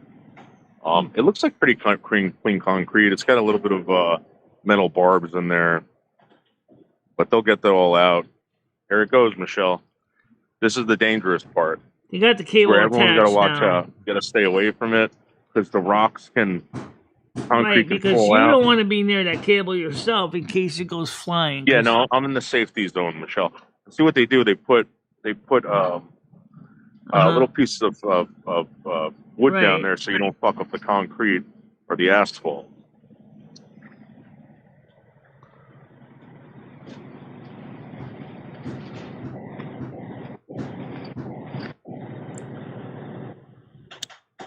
So, how many times in your experience working with trash have you ever had a cable snap? I've had a cable snap once. And thank God it was over the cab. If it wasn't over the cab, Michelle, it would have came in. Oh my God. Oh my God, Michelle. Look at this. Oh my God. Oh my God. Look at that. Oh my God. That's got to be 30 tons right there. That's got to be 30 tons, Michelle. Well, he got it. At least he's getting it on the bed, but it's like you said. That's a lot of tension on that cable. Oh my God, that thing's Oh my God, that's dangerous. That's a lot of tension on that cable up there. That's a lot of tension. Don't bring it down anymore, dude. Don't bring it down anymore. Do not bring it down. Oh my God, you can't do that. Oh my God, that's so dangerous. That cable, if that cable snaps, his head is gone. His head is gone. Oh my God. So what he's trying to do now, what he should be doing now is you should be pulling the truck into the box because now you're just going to fuck up the asphalt. Yeah. So he's not doing it correctly, but look at that wheel. He fucked up that roller over there. Is all fucked up on the bottom. That's got to be. Oh my God, that's so dangerous, Michelle. That is so dangerous. Let's see if it does. Let's see if it pops a wheelie. He didn't pop a wheelie at all. Oh my God, that is so dangerous, Michelle. Yeah. Oh I my could God. see how that would be a mess.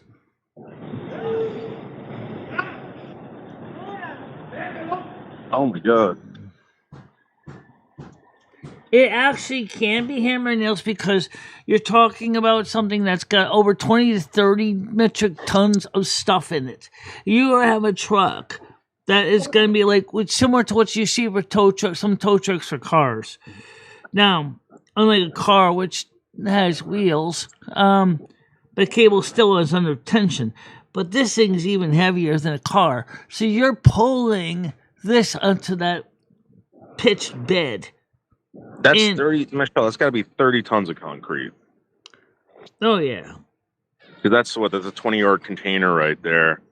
I mean, I've done 20 yards full of and that's dirt. it. And that's Usually, an empty container. How much does an empty container weigh, approximately? probably about a 1,000. See what it is? It's basically it's very thin metal, and they just weld. Oh look, look what they're gonna do. They're gonna push this motherfucker. Look at this, Michelle. Oh my god! Oh my god! Look at that! Oh Jesus Christ! Wow, what an incredible push! Look at this, Michelle. He's Look at this guy. Whoa! So this Look at guy that. is actually putting the new empty container where the other one was. So they kind of got like a bucket loader. They're just pushing the container in. That's Right. genius. Oh, they're just ripping up the concrete. Look at that. Oh my god, look at that. He makes it look easy. Look at that. He makes it look easy. Look at this. Look at this. Oh my god. Look at that, Michelle. Yeah. Absolutely incredible. They're gonna put the wood underneath the rollers. Good job. Awesome job. That guy's awesome. Look at this, Michelle. Here he goes. Here he goes. Here he goes. Now he's gonna lift up the back of the thing. He's gonna lift the back up. Yep. I'm gonna assume the one under the rollers is. Oh, he's gonna get it. He's gonna get it. Not. Oh! Oh my God, that's very dangerous. Whoa! Ah, you see, it just slipped. That just slipped. Oh! I mean, that just. There you go. There you go. All right, be careful, boys. Be careful. Look at him. Look at him. Oop, watch your fingers. Oh my God! Please do. Watch your fingers. Watch your fingers. That's a. Hell yeah! That's Drop it. Nice. Good job. Look at that. Look at that. What an amazing job. You guys are good. You guys are really good, Michelle. Really, really good. Yeah. Again, they got traffic backed up. I bet you've never seen that before, Michelle. No, I haven't. So, but it does. I mean, I've seen roll-offs, but I've never seen how they were loaded or unloaded. Well, normally what happens is you're supposed to take that, drop it off down the street, come back around, move that thing, but you can't on these one-way streets. You know, so they got to get bucket loader to push everything over. And then New York City is always under renovation. So, yeah, we're getting a couple new casinos out in Queens. We just got the okay for it. I think out in Queens and the Bronx, they're going to be putting up new casinos in Queens. Yep, and the Bronx coming this year or next year. Private casinos? Or are you talking about like Indian casinos? I don't know, but they just got the okay to like build these casinos. So well, that's interesting. I thought they were going to put one in Manhattan, but I think that got struck down. Look at this. Look at these old bike racks. Look at that. Yeah, that's kind of cool, isn't it?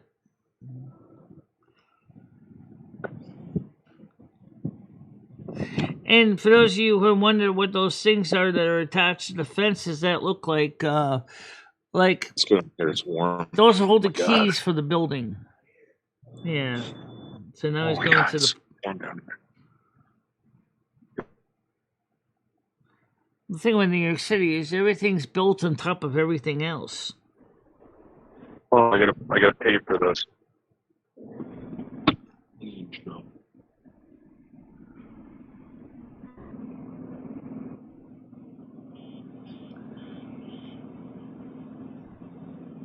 No, I really rather not because unfortunately, I am very, very much a slot machine maniac. Big best for me. Stay away from the slots. Michelle, here comes my vehicle. You're gonna pull my vehicle out of here. Look at this. Look at this, Michelle. Look at this. Yeah, I'm looking. Look at this. Look at this vehicle pull that they're gonna do. Look at this. Yeah. There's a vehicle pull. They're gonna pull out right here, Michelle. Right here. Look at this smooth vehicle. Look at this. Look at that. That thing is right and tight, Michelle. Oh, it is Very tight. right and tight. Thank you.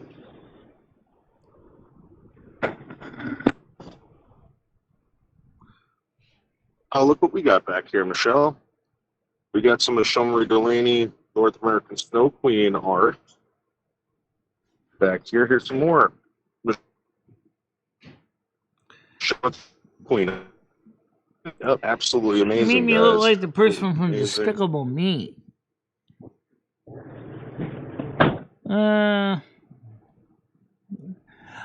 Yeah, except that was a guy.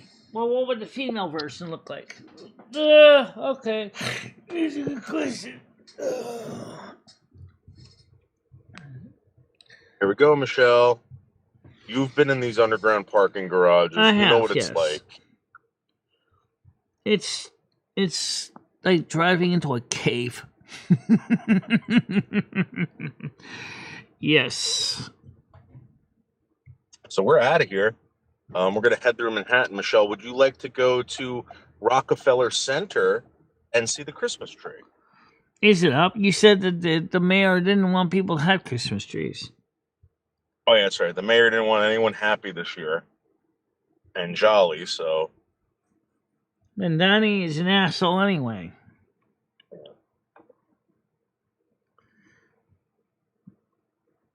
That's amazing. What an amazing, amazing day we've had, Michelle, so Shit, far. if I was actually under the influence of that, probably not.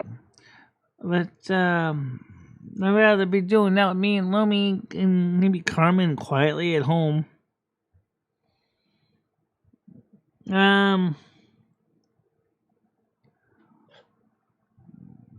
want to go see E at work? You can go see E. What's the E? Oh, you mean E, your girlfriend, E. Yeah. You want to go see her? Yeah, but you mean since she doesn't want people to see her, I guess I'd have to switch the camera back over to me, so... Yeah. Well, I mean, we're not going to show where she works. Just saying, do you want to go visit her at work? Oh, okay, you want to show me where she works, okay. No. I'm saying I'm not going to show you where she works. I'm saying, do you want to go visit her? Well, that's what I Go thought you visit. originally meant the first time. But then... Yeah, I guess so, but again, I have to switch my camera over to me so that... Because E doesn't want to be on camera. Michelle, look how plumb these buildings are. Yeah. Look at this. I mean, do you see any leaning Tower of Pisa out here, Michelle? I don't. No. I see nothing but straight plumb buildings. Well, Straight as hell. That's because that's the way the buildings are built, and that's the way they're designed to be. The footings how go straight all the way these down the buildings are. bedrock. This isn't like Africa where everything's falling over and tumbling down the street, Michelle. This is America. And our Well, there shit are is parts of straight. America that have that kind of problem, too. Winston certainly has it. Really? I mean, it certainly adds character to the town. By the way, speaking of that, what do you think my new... Well, you can't see it. Let me show you. I want to show you my new bra I got. Dilapidated buildings give the town character? What do you think of my new bra? Like it? Bumpy enough for you?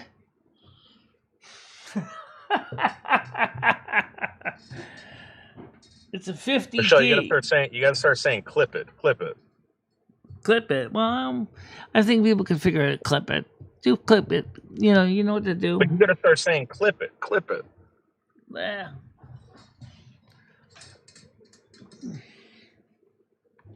There, clip that.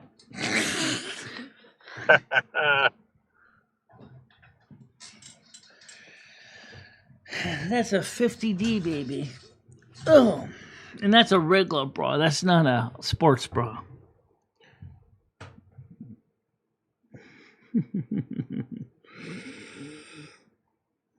Yeah. All right, Michelle, here comes some hose. Michelle, bring it up, Michelle. Bring here what come the up? hose. Hustle and bustle, Michelle. New York City hustle and bustle. Look at these whores. That girl looked exactly like Bonnie Blue, Michelle. Okay. Exactly like Bonnie Blue. Wow. Who's Bunny Blue? She's an actress. Oh, okay. Wow, some amazing hustle and bustle. Look at the hair on this woman. Poodle hair galore. Look at that. Wow. You mean a woman that looks like a giant cotton ball on her head? Yeah. Big hair from the 80s. This is crazy, Michelle. I never experienced anything like this in Manhattan. Nothing like this. You know what I find crazy when you look at those buildings, like the one that's right in front of you?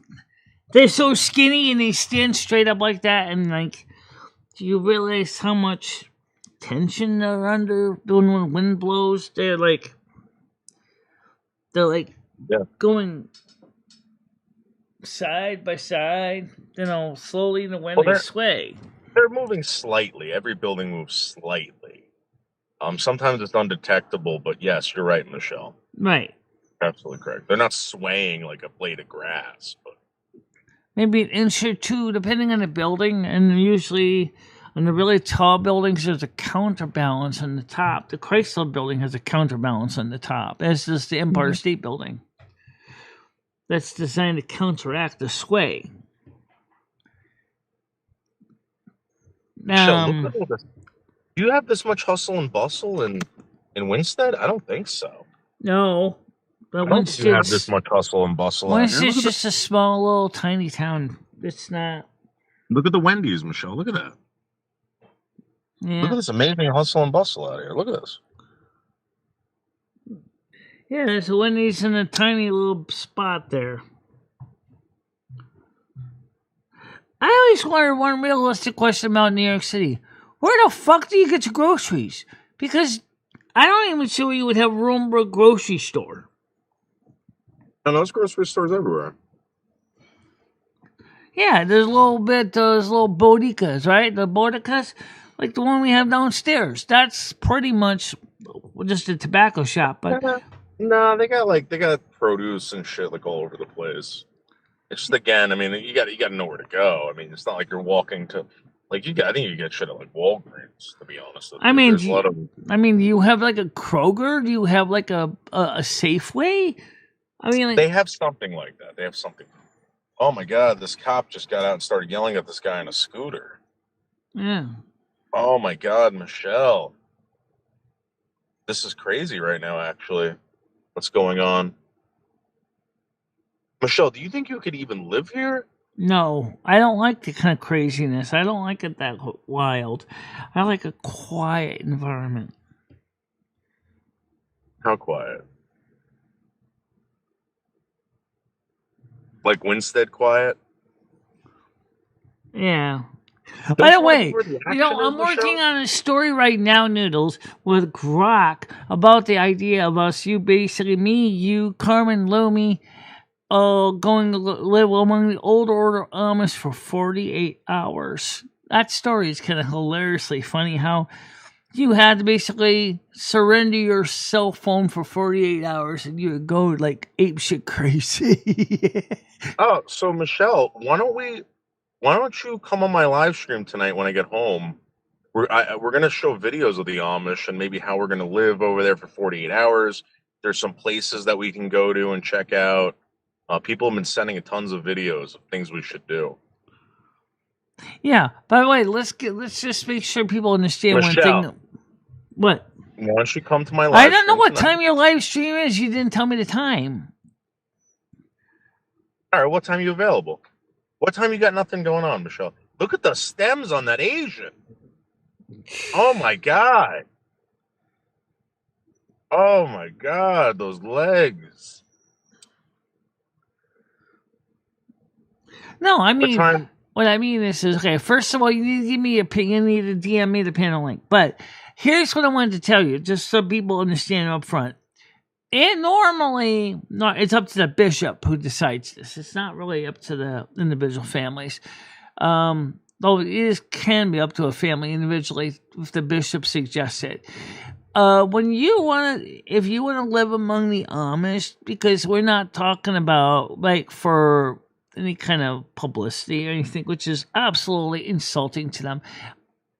If you were to do it seriously, you really have to be seriously dedicated, because they're not going to want you to bring your cell phone in there. They're not going to want you to take pictures. You can certainly write about your journeys on a pad of paper, but you All can. right, Michelle, what time you get? What time you have? You know, what time can you do it? What time am I going to be here? Free? What time are you free, Michelle? When are you done fucking, eating and jerking off and hanging out and, I usually am with free you and about me? 7:00 at night. You know that.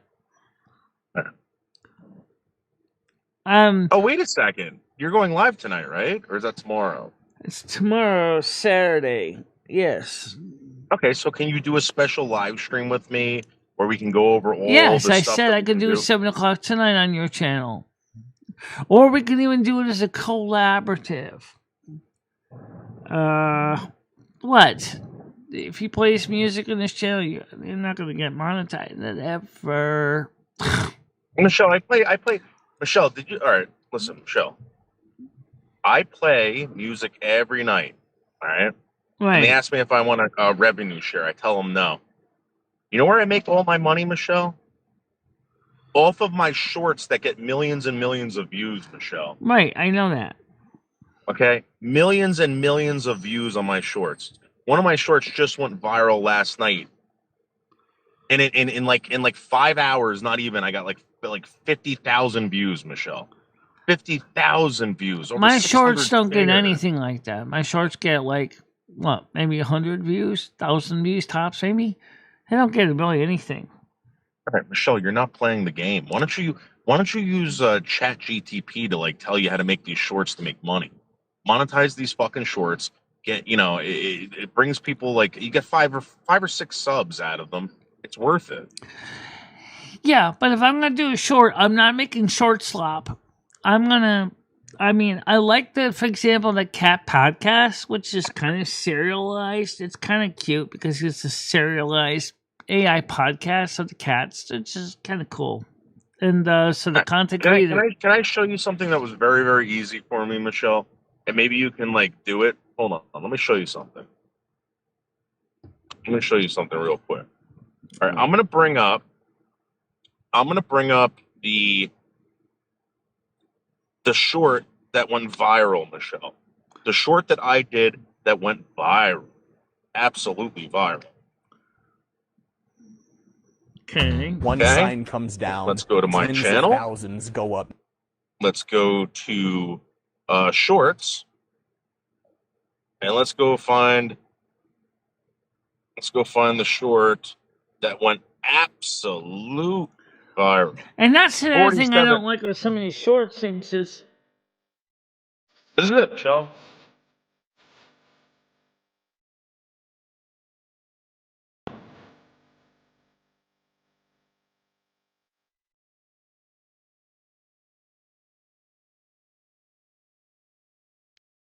I'm getting hate for this, Michelle.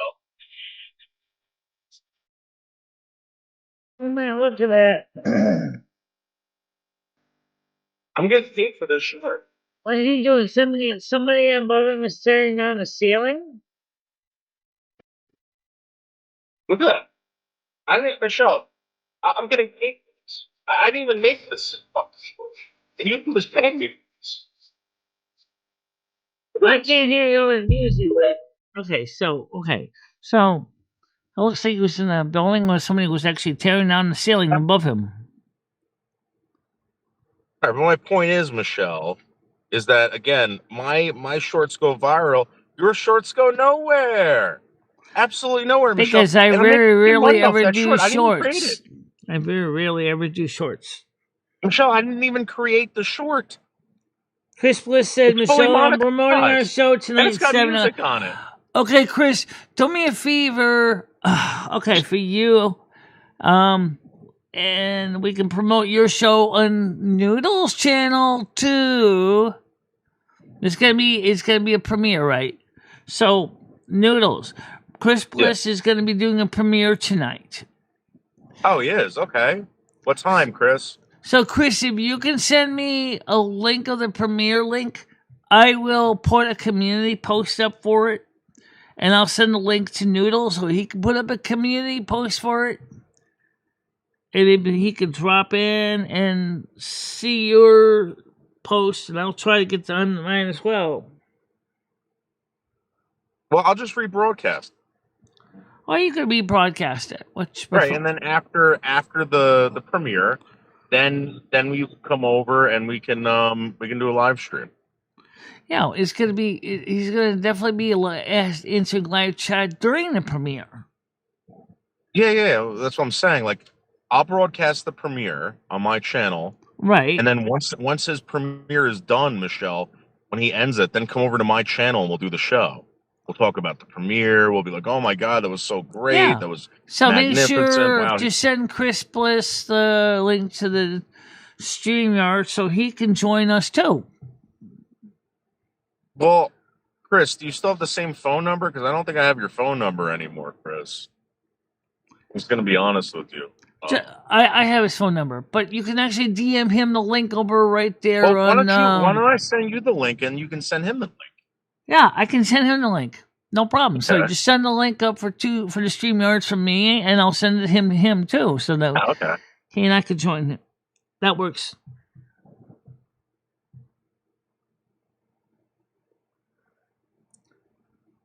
Michelle, look at these buildings. You've never seen a building like this before. You don't even have anything like this in Winstead. No. Your building's like the tallest building in Winstead. What a joke. What a joke. There is no hustle and bustle in Winstead. Nothing like that's going on. Michelle, why don't you come live with me, Michelle? So Why you do can you keep wanting experience me to them. live with you? Why do you keep asking me that? Why? Because, Michelle, I want your disability check. Okay? Well, you don't want Jimmy's been me. taking advantage of your disability check for 18 years. I want that disability check. And I want you to take out a full life insurance policy on yourself. Accidental death. Oh, realistically, I probably wouldn't accidentally die. I'm not a risk taker. But so let's see. Chris Bliss says it's the same phone number. Yeah, I again, if it was my old phone, I don't have any of those phone numbers. Because here's the thing. No offense to anyone that's ever in contact with me. I refuse to save your numbers on my phone for the sole fact that if I do that and someone hacks into my phone, they're going to know whose phone number is what. So Yeah. very cautious about that. Besides, I already know how to reach Chris Bliss on Discord, so that should be no problem. Oh yeah. Oh no, absolutely, Brian. Can you imagine? Brian, can you imagine the daily drama that would happen, Brian? She would make hands over fist. I don't really need Cash the daily. I donations. don't need to deal with daily drama. That just doesn't really chill with me. It just doesn't. You know. Well, when you were alive, I'd have Johnny What would scream at you and throw things like Angry Grandpa. It would be like that. We could turn Johnny Whatwood into Angry Grandpa. No. We'll call him Angry Johnny. And you could have a somewhat romantic relationship with the doctor. Noodles, I got a feeling you're the one who wants a relationship more than the doctor does. I don't think the doctor's interested in me in that way. Michelle, we're friends. We've been friends, Michelle. Why all of a sudden are you pretending like we're not friends? I'm doing this for your benefit. Plus, I want the disability check. Well, it may not happen because I'm probably going to be here for a little longer. So. Okay. Well, Michelle, again, I'm not asking you. I'm telling you. No, I basically saying no, signore, no trouble, not finding none. Basically, get it. Not interested. Not interessanto. No.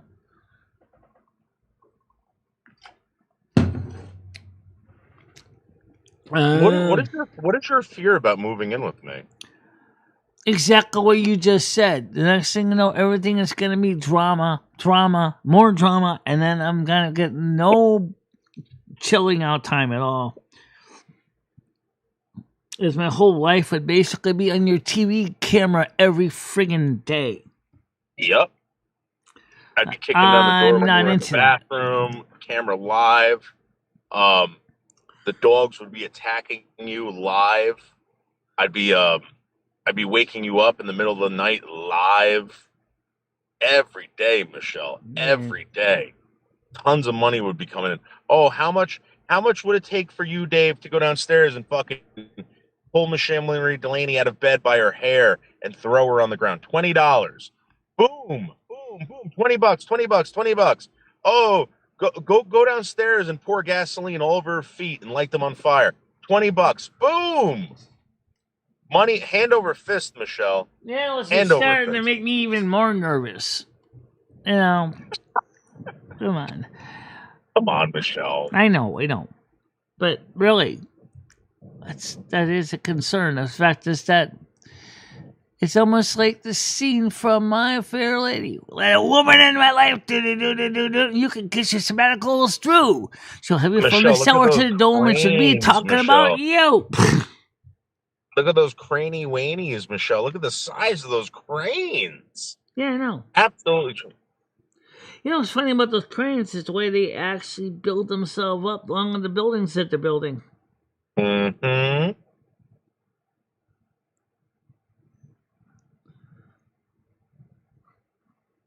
A lot of rigging There's a in that. lot of construction. There's another building that's going up over here.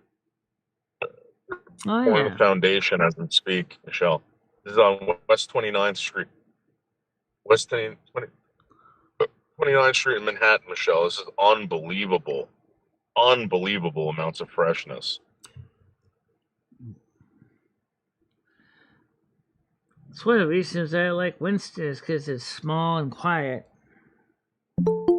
Michelle, All right, this is got a really dinger happening. donger. One dinger donger ready to come on. 1 minute, please. And it Hopefully it's not is Galaxy. PDX. Good morning, PDX. Oh. How you doing? Good morning. Don't listen to what this guy says, Mike. Catch your feet on fire. Did you get my DM I sent you in the messenger? I don't know what your username is on Yes, Discord I is will. because I don't know how to type those foreign characters in your name. I don't know Yeah, how. I don't know either, but yeah, I will. Let me pull up my So DM. if you can either convert it or just send me a message, send me an Yeah. email, and I'll add you in Canadian Girl. We can all try to get talking. Okay. Yep. I don't know. I don't know how to type those funky characters in your name. I've Did you tried. add Canadian Girl already, or? No, I haven't. No, I'm gonna Okay, add here, her. let me. But I'm gonna get you on here first. So Okay. send me a DM, and then I'll add her to our DM to make a Okay. group. Okay. Where are you, Michelle? I got to find you. Hold on. You're right. Yo, Emmy, don't you think it would be a good idea if she moved in and we did YouTube like she was living in the house? Whenever we'd go grocery shopping, we'd go grocery shopping with Michelle. We would, Michelle, I think you can make a lot of money. I think you're missing out on a lot of content, a lot of money. You are an entity on the internet, Michelle. I think you should be a bigger one, to be honest with you. I think I'm in the lounge. Come in the lounge for a moment, Michelle. Okay, hold on a minute. Yeah. Wait. Hold on. Let's see. Wait, are you here? Hold on, let me change rooms. Are you here? I gotta get over to that page. The lounge. I don't know where I'm at. I'm in. Okay. Hold on, I'm going in there now. Just gotta. Of course, it's not.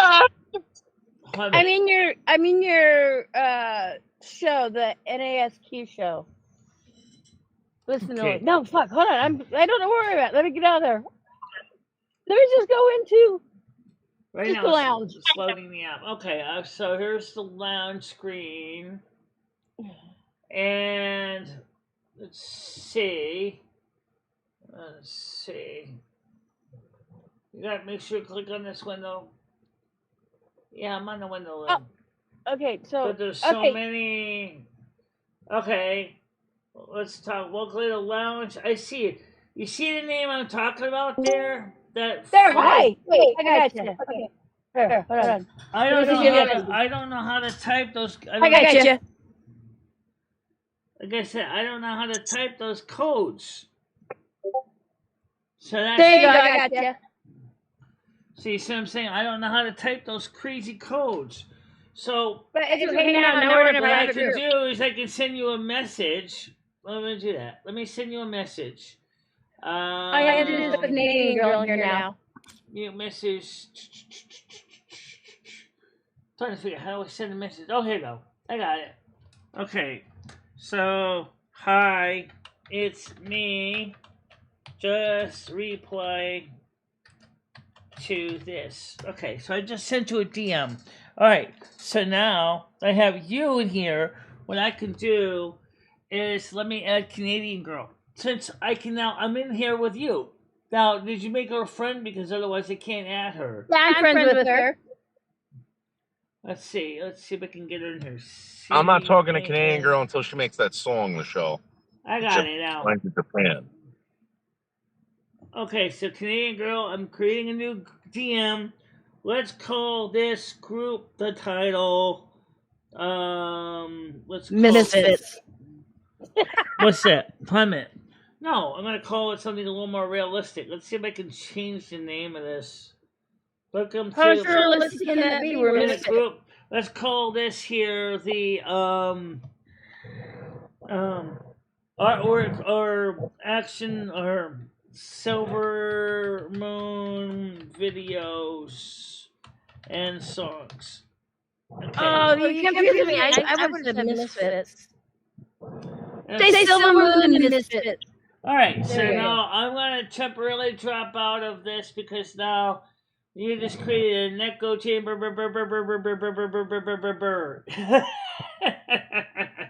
So Right. it's kind of cool effect, though. It is. Ooh. We can do the same thing remotely also here on the. Oh. Okay. So yeah, you should have named it. Now I can hold on, I gotta back out of that now. How do I back out? For example, we can do the same thing electronically here. We can do effects like that. Okay, I'm gone. I'm here. Where are we at? Okay. Hey, yeah, you got. Hey, effects. you See? do have an echo. Why do you got an echo now? So. Oh. I'm just using the sound effects on my mixer. Yeah. How cool is that? Hey, everybody. Hey, Nat. Hey, Brian. Okay. Nads, I got spiders. I got them ready to ship a Rooney. Excuse me? Huh? Did you fart? No. I have spiders. Okay, so I'm going to just temporarily drop out of the Discord for a second so it doesn't get all crazy. All right. Yeah, I'm out of the Discord too, I think. I don't know where I'm at. Just a second, I don't know. Hey, J-Mac, let's go. Now, 14 Nat says, I'm easily entertaining and giggling that counts, says Nads. Nads You know, says, Michelle, I've been trying to have sex with Nads for over 2 years, Michelle. You've had sex with years. Nads? You have in your I've head? been trying to for over 2 years. And she's Well, always getting into car accidents. Oh, this happens, this happens. Middles. She watches your sex life online. She doesn't want to be part of that. yeah, I get it, partial one. J-Mac says, hello, Michelle. Wait, yo, Emmy, can I ask you something before I forget about this? Yeah, am I in trouble? No, but okay. I was under the impression, all right? Do you remember what happened with Ken when he disappeared and you guys thought like something happened? Yeah. And I was under the impression that there was a wellness check that was done, correct? Yeah, that was a while ago, yes. So, Okay, by the way, right. Emmy, tonight the Chris Bliss is going to be premiering the Christmas special on his YouTube, and so he'll pass me the link so I can pass it on to Noodles and maybe pass it on to you guys, so you guys could probably carry it as either replay or live. So you can help get him some more exposure from me and him, and for the Christmas special that we did. So I mean, that's another reason I had send the Canadian girl too, so she could also see it. So, and then at 7:00, Chris Bliss will probably be on Noodles show with me. Hold on, Michelle, hold on. Noodles was talking for a moment. It was kind of important. Hold on, okay? Okay. Go ahead, Noodles. So I remember Ken disappeared. People didn't know what happened to him. You guys had called the police, right, to see if he was okay. Yep. And after that, I remember people saying that you guys had swatted him. No, absolutely not. Weren't they accusing you guys of that? I remember that. They were saying we went real life on him. I'm like, no. Yeah, we went real life, but because Cindy hadn't heard from him in like a week or so. Okay, absolutely. So when was that cleared up? Because I was under the impression that he wasn't talking to you guys because you did that. No, he wasn't talking to us because Jay went rogue in his chat for a moment, and so we didn't talk to him for a little bit, and because of the whole Stoney thing. So, but now we're talking. Okay, then I got that all mixed up. My bad. I apologize. I thought he was mad at you guys because he was saying that you guys swatted him. No, and I was like, what a douchebag. No, yeah, all right. Somebody's probably going around saying that, but no, because we were straight up and said, hey, we sent, a wellness check to his house. We were straight up on that. No, I remember when that happened. I remember talking to you guys about that, and I remember exactly what happened. But what I remember happening after that was that they tried telling everyone that you guys were swatting, you guys were doing all this crap to. Not them though. Somebody else in chat was saying it. Not them. I think Mags was going around trying to say that shit. It's like Magda died, right? Something happened to Magda? No, she's back. She's all up my vagina still. Seriously, she ain't got no life, man. And when somebody said she was gone, I was like, yes, I'm the troll of the year. I got rid of Mags. The next day she was back. Like what I said. I would take that blame. I would go down in history taking Mags out of YouTube, Hopefully these people die very soon.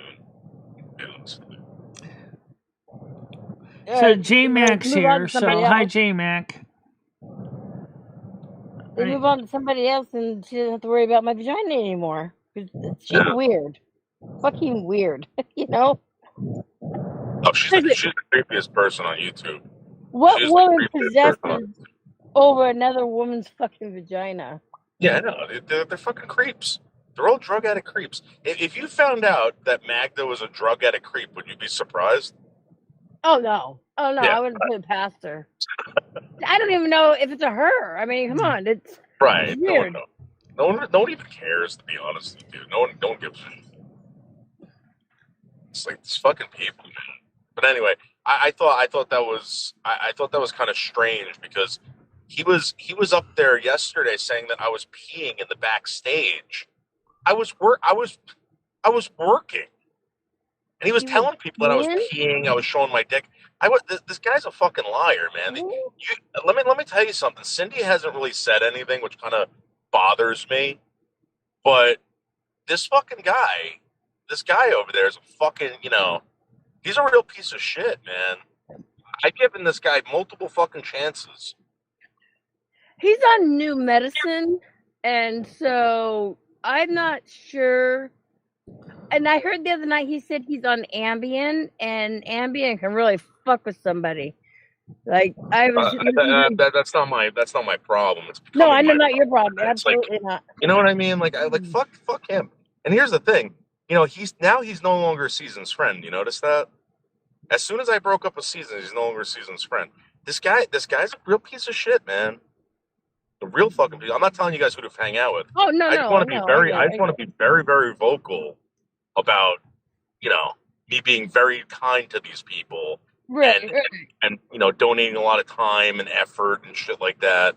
And I'm trying to make it better with him. And it's just like, Now he's telling people I'm peeing on camera and all. Like, fuck you. What? You know, I need to talk to him. I don't that I don't see you doing being on camera. Come on, Hunter, maybe. Yeah, I need help, but it's a different. Okay, hold on, just a minute, you guys. I'll be right back. Sorry, Michelle. I didn't want to bring that drama over here. It's just again, it's been like gnawing at me a little bit. I had to ask PDX. She knows what's going on. So. Okay, so anyway, so here's what Chris Bliss wants to do, PDX, just so you understand this. Tonight he's going to do a premiere of the Christmas special that Grizz edited down. It's going to be on his channel. It's going to start at 7 o'clock at night. And then Noodles wants to rebroadcast it. And also, we'd like you to, if you are going to be live at 7 o'clock our time, or about, what's that, about 4 o'clock your time, maybe you can cover it live from Chris Bliss as well, so that Chris Bliss can get more viewers, and we can also get recognition. And then maybe at 7 o'clock tonight, or after that's over, we can get Chris Bliss to come up on Noodle's show, and we can interview him and talk to him as well. And you could come up as well if you want. What we could do, Michelle, is we could do it live, and if Chris Bliss wants to, I mean, if he doesn't want to come on panel, we could always go into the Discord, and I could broadcast the Discord over there. We could interview Chris Bliss on the Discord. Yeah, we could also interview Chris Bliss in the Discord, absolutely. If you want to do that too, that's another option. But then again, don't forget, it's up to him. It's up to him. He can do whatever. It's up to him what he wants to do. If he wants to do it on Google Meet, StreamYards, or I don't know anything about Magda. I don't even know who she is. I mean, nobody does. It's a piece of garbage. The person's a piece of garbage, and death can't come soon enough for some of these people, Michelle. For some of these people. Yeah. Oh, is there a ding dong? I don't see it on the screen. I mean, like, I know. Now I heard a ding dong. Why is it sometimes you can't hear the ding dong and sometimes you can't? Who the fuck you're mentally knows? Ill, Admit one. Go ahead. How you doing? Hello. Am I here? T-Mac, it's been a while since I heard you. How's it going? It's good. Hang on. I got to fix my audio, though, because it's coming in a wrong way. I'm going to switch it to my headset. Hopefully. Camera might be blocked. Okay. So anyway, y'all can hear me, yeah? Yeah, we can hear you. We can hear you. All right. So what happened? Ken was missing like 8 days at this point. And Cindy kept, she's like, hey, what do you think? What do you think? And I heard it, she said he was missing this and that. And I was like, whatever. But then she said 8 days. And, well, no, at first I said, all right, you know what? Let's give it 24 hours. You reach out to him the best you can. If you get no response in 24 hours, then we'll have him checked out. And my concern was more for his mother than him, because if he was sick or down or something, I don't know his mother's mobility. And I'm like, geez, if she's in bed 3 or 4 days, no water, man, this could be bad. So I was going to wait 24 hours. And then she had said that it had been 8 days. And I'm like, you know what? 8 days. I'm like, we got to go send somebody. So we explained the whole situation to an officer. Explained there's no emergency or nothing. We're just YouTubers, and we talk to this guy every day. We haven't heard from him in 8 days. It's very unusual. So we went by and checked on him. He was fine. I'm gonna go take a quick look and see how he's doing in the other room. I'll be right back, guys. Okay. Swatted him and this and that, and never got upset about it. Cindy's the one that helped us. It was really for Cindy. Yeah. But that was it. Yeah. Then the community started saying all that crap just to troll us. You hear that? Yeah. I just remember you getting shit for that, and I know what went on over there. And people, if people don't understand, Ken's not in the best of health, mentally, physically, and all this other crap. So if you know Ken, you know that wasn't like a humongous, like, oh, my overreaction. So Yeah. They try to make it that way. He wasn't mad, was he? Like when you did that? No. Mm-mm. No, not at all. No, dude, we only sent one officer, one cop. And he knew him. The only thing, like I said, he got upset He about. knew the whole story. It was Jay just went a knock and rogue hey, in his you panel, okay? you know, that was it. All right, because I just remember it a little differently, and if I got it wrong, I got it. No, that's you got it right, but you got it right from the community, not them. This guy is. It wasn't them so much. I mean, when he was mad at me because I said he had he's pretty damn strong. I could never have done what he did. Let me tell you something. I told everyone he had HIV. You know the desk. You know the desk in my bedroom, You got right? The mad one about where the that? computer's on. He moved that complete desk all by himself. Do you know how heavy that thing is?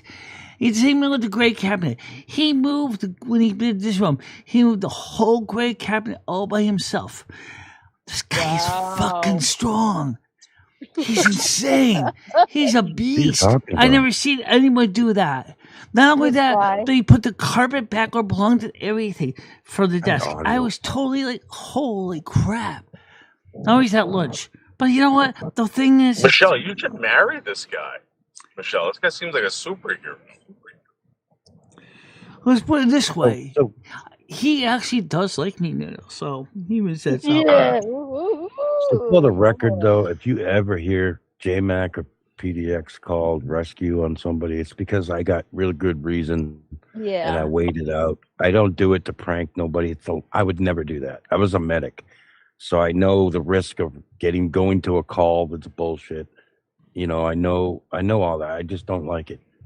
I've sent pizzas. I'll prank somebody, but when it comes to emergency stuff, it's not my game. No. Yeah. Well, I don't support pranking anybody, but I mean, if you think somebody really has an issue that is like hasn't been in contact for days, yeah, that's not quite the same thing as a welfare check, and that is more of a valid reason. Yeah, but you know how. Well, his lady friend was very upset. I mean, 8 days without hearing from him, and he's got medical Oh, there you issues. go. There's a valid reason for a welfare check. Mm-hmm. Yeah. Yeah, 8 days is a long time. Yeah, when you don't talk to the people you talk to every day. And he was already having issues with his heart. This is before he got the stent and everything. So. Again, he's got a medical issue too. That's important. It was before he got his stent. Yeah. Yeah, we gotta wrap this shit. I'll say that. People are like, but why did we? We only did it because it's basically now they don't say their boyfriend girlfriend, but we only did it because his girlfriend said, "Hey, I really can't get over." No, she didn't know quite what to do, so we checked a couple hospitals. They said no. Well, because she called me at 2 a.m. I was gonna wait the 24 hours, and when she said 8 days, I said no. We gotta do it now. Well, she called me at 2 a.m. Remember? Yeah, she was worried. She was now. I know Cindy gets a little too worried, and we took that into note. But when she said 8 days, I couldn't. He lives in upstairs. If he would have fallen downstairs, anything could happen. I mean, he can't even ride a bike for fuck's sake. Yeah. She said 8 days. I'm like, oh shit, we're fucking 5 days too late. You know what he did that kind of like I was like, oh man, this is bad. So you know how I live stream when I drive to work? Yeah. All right. So I would go on his panel instead of doing a live stream and hang out with them, and I would show where I was. Mm-hmm. And he would see a sign on the parkway because I used to drive south when I was working in Jersey. Coming by his house, he would end the live stream. What? Oh shit! I swear to God. The poor guy, really paranoid. He's actually pretty short, but he's like a stack of dynamite when it comes to muscles. I mean, you wouldn't think he's that. You wouldn't. His strength is surprising. He's talking about the Filipino that's working there. That's what it looks like. He's a Filipino. He is definitely packed with muscles. If you can move that great cabinet all by yourself without even flinching. How did we get to that? Mr. T is in him for sure. She doesn't pay attention to anything that you're saying. She's off in her own little world, and then she reads the comments, and then she just goes off on the comments. So. Okay, I get it. Yeah. Who are you talking about, Noodles? I got confused, Michelle. I got confused because your conversation wasn't lining up with ours. Yeah, you weren't talking. Right. I was talking about something else. Yeah. Yeah. There you go. That's all. I just didn't know what you were talking about. So, what do you think about Michelle getting arrested outside of Trump Tower? Oh my God, I haven't seen that. Is there a video? Who got arrested outside Trump Tower? Michelle, I think I'm going to get one of these SpongeBob. I don't know about that, but I did watch John get his ticket for being stupid. I thought that was pretty funny. When did that happen? Oh, like maybe what's this, Friday? Maybe last Wednesday.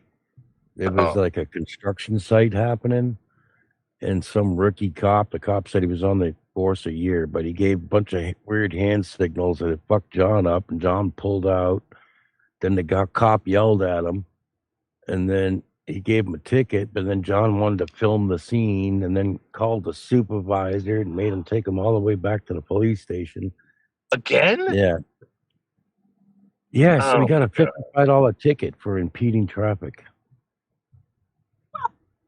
But I think no, as far as how tall is the guy, I'm going to say conservatively, I'm going to say about 5'6". He's about Noodle's height. He's about Noodle's height. And can I also get the that SpongeBob Whopper? Oh my with God, cheese. He's 55, looking for a SpongeBob Whopper. And can I get a large Coke? And that's it. And a Happy Meal for my boss. Fucking SpongeBob Whopper. What is that, a square burger? I'll tell you what I'm going to do, guys. I'm going to, after the show, I'm going to do a short video of what he's doing in the bedroom. And I'm going to show you exactly just how strong he is. And I'm going to show you the things I'm actually talking that he moved by himself. Oh my God, he moved so many things by himself without even flinching. John would do that. He built the fucking refrigerator and blew his arm out. He moved the whole refrigerators. He moved both of those, but those are palace plates, so those have wheels. But it's what he that didn't have wheels that he moved. Michelle, I used to pick up washing machines and dryers at work like it was nothing. Oh, I know. But all it takes is one fucking grab the wrong way and you're done. Exactly. But still, I can't do that. I can't pull heavy things like that. I mean, that cabinet weighs, oh my God, I have no idea how many 100 pounds that thing is. That thing is so heavy, I can't even move it. And he just he moves it without breaking a sweat. You gotta get a good grip. I'm not tiny, but I don't have as much muscles as some people think I do, because I don't have really any Mr. T in me, you know? Yeah. You're all woman. I get you. But now, of course, I got hip problems too. So you got and issues with my back. Yeah, I had a hip replacement. It was the best thing I ever did in my life. Yeah. They didn't want to give it to me because I was too young. And I'm like, listen, because here's the thing, right? When you get a hip replacement, you can only have like 2 in your lifetime because they have to bore out your leg, right? Right. And they didn't want to give it to me at age 47 because they're like, well, you're too young. And I'm like, look, is it quality of life or quantity of life? And I'm young right now, and I want to be able to walk around and do my shit. I can't wait another 5 years. You know, do you think I'm old enough? Because it's just going to make my whole body walk bad. And finally they did it. But man, no more pain, no more. I can sit Indian style. I can tie my shoes. You know how embarrassing it was to have my wife tie my shoe because I couldn't bend over? Yeah, but don't forget, I also got a broken kneecap on my left knee. So, there's another thing that totally shocks everybody. Noodles can verify this. I now walk. I noticed your gait. Is that why? Kneecap? That's the way I walk. I noticed Yeah, you got a bit of a gait to you, huh? it's kind of it doesn't hurt anything. It's just that the way I walk is kind of like a hobble because of that reason. But I'm actually Yeah, walking. a I little bit of often a walk roll. also without You got kind of assistance a on level roll to you. surfaces. Like you just saw me walking in the bedroom. I wasn't using my walker. I just got up because I know the floor was level, and I just skip popped right in there. And so, and Noodles notices I walk better too because he and I will sometimes do walking like I thought you without was the gonna walker. move in with Noodles. What happened with that? Last time I was over here, you were talking about I really moving. don't think in all reality it would work to move him with Noodles because, You gotta clean the basement or something. because he's He's a different lifestyle, babe, and Michelle's lived there Yeah, I 17 get it. I years, get it. so it's like that's how when Well, you are live you in a still place for more moving? than 10 years, you've accumulated a lot of stuff, and Michelle doesn't like change. That I and don't there's like 3 men change, in but the I also house. don't like everybody sticking cameras in my face every 5 minutes either. Oh, I can see the Monets now of Michelle downstairs and low light and Noodles creeping around with a camera. Where's Pretty Noodles at? He must have much. dropped out. Where'd Noodles He's go? eating his burger or something. All of a sudden I wake up, and all of a sudden he's showing videos of me storing up a storm on his channel. I do And your that to feet Emmy. hanging off. I do it to Emmy because Emmy goes, I don't snore like that. I'm like, Yeah, listen, the patella's fucking broken snore in like I don't half. know what it's Yeah, called. they can't fix it. They said that really they would have to pretty much just replace it. I mean, they might be able to repair it, maybe if it what? fuses. But the problem is, he said, Michelle, you have more wrong with the legs than just your patella, honey. And he said, I have to do a whole leg rebuild because you have problems with tendons that had nothing to do with the patella that he found in the MRI, probably from way before that were never Grizz fixed. Noodles. He said, here's the He thing. was He told ordering me. his food. That's He all I said, know. And then Michelle, there's 50% chance you'll never walk again. And I they asked gave him, me I said, that. well, professionally, what do you suggest I do? He said, professionally, since you're walking and you're ambulatory, do not do the surgery Yeah, because knees are bad. it's Absolutely. Didn't they give that to me or was it less? Was it 50-50? What, hun? With the surgery? That California. Remember when they flew me to California for No, the it was special stuff? less than 5% to walk again. Oh, Yes, that's I why did it I though. said I tell people that story because I'm like, I believe in miracles. It was like 3 or 4%. She goes, patients with similar injuries you have, which was C6 and L1. She goes, similar injuries. I've seen through physical therapy has either walked out of here with an aid of braces and canes, a walker, or one of those All right. other walkers with the wheels. And well, partially there's using the another wheelchair. issue too, and he was very honest about it. He said, Michelle, you would be in a recovery in a rest facility. Who's going to take care of your rent in your apartment? Who's going to feed the cat? I said, that's a good question. He said, Michelle, Well, that's the feed problem. the cat, but what? Your rent can be paid. Feed the cat's the only worry, right? Well, I mean, I have to pay my rent, but then I got a feeling that depending on the rest home, I'm going to be stuck paying them too. So I got to pay. Michelle, do you want me to come and stay and feed Rusty while you're in the hospital? Surgery for what? What are you talking about? Well, we're talking about if we did decide to do surgery, but the orthopedic surgeon suggested don't. On the knee? He said there's 50% chance he'll never walk again. So that is true. That on your knee? Yeah, hold on, hon. Yeah, your knees. I had 2 knee surgeries done on one knee in 2 months. It was right, but never walk again. I don't know about that. Here's the thing: you can get you can get a total knee replacement. All right, and I'll tell you. Yeah, about but the he knee. said it's not just the knee. He said you got problems with your lower legs too. Your lower left leg, your whole leg needs to be a total rebuild. He said it's not just your knee, because he did a full MRI on it. He said, Michelle, you don't just have a knee problem. You have lower leg problems. You have muscle problems in your lower legs. You have a knee problem.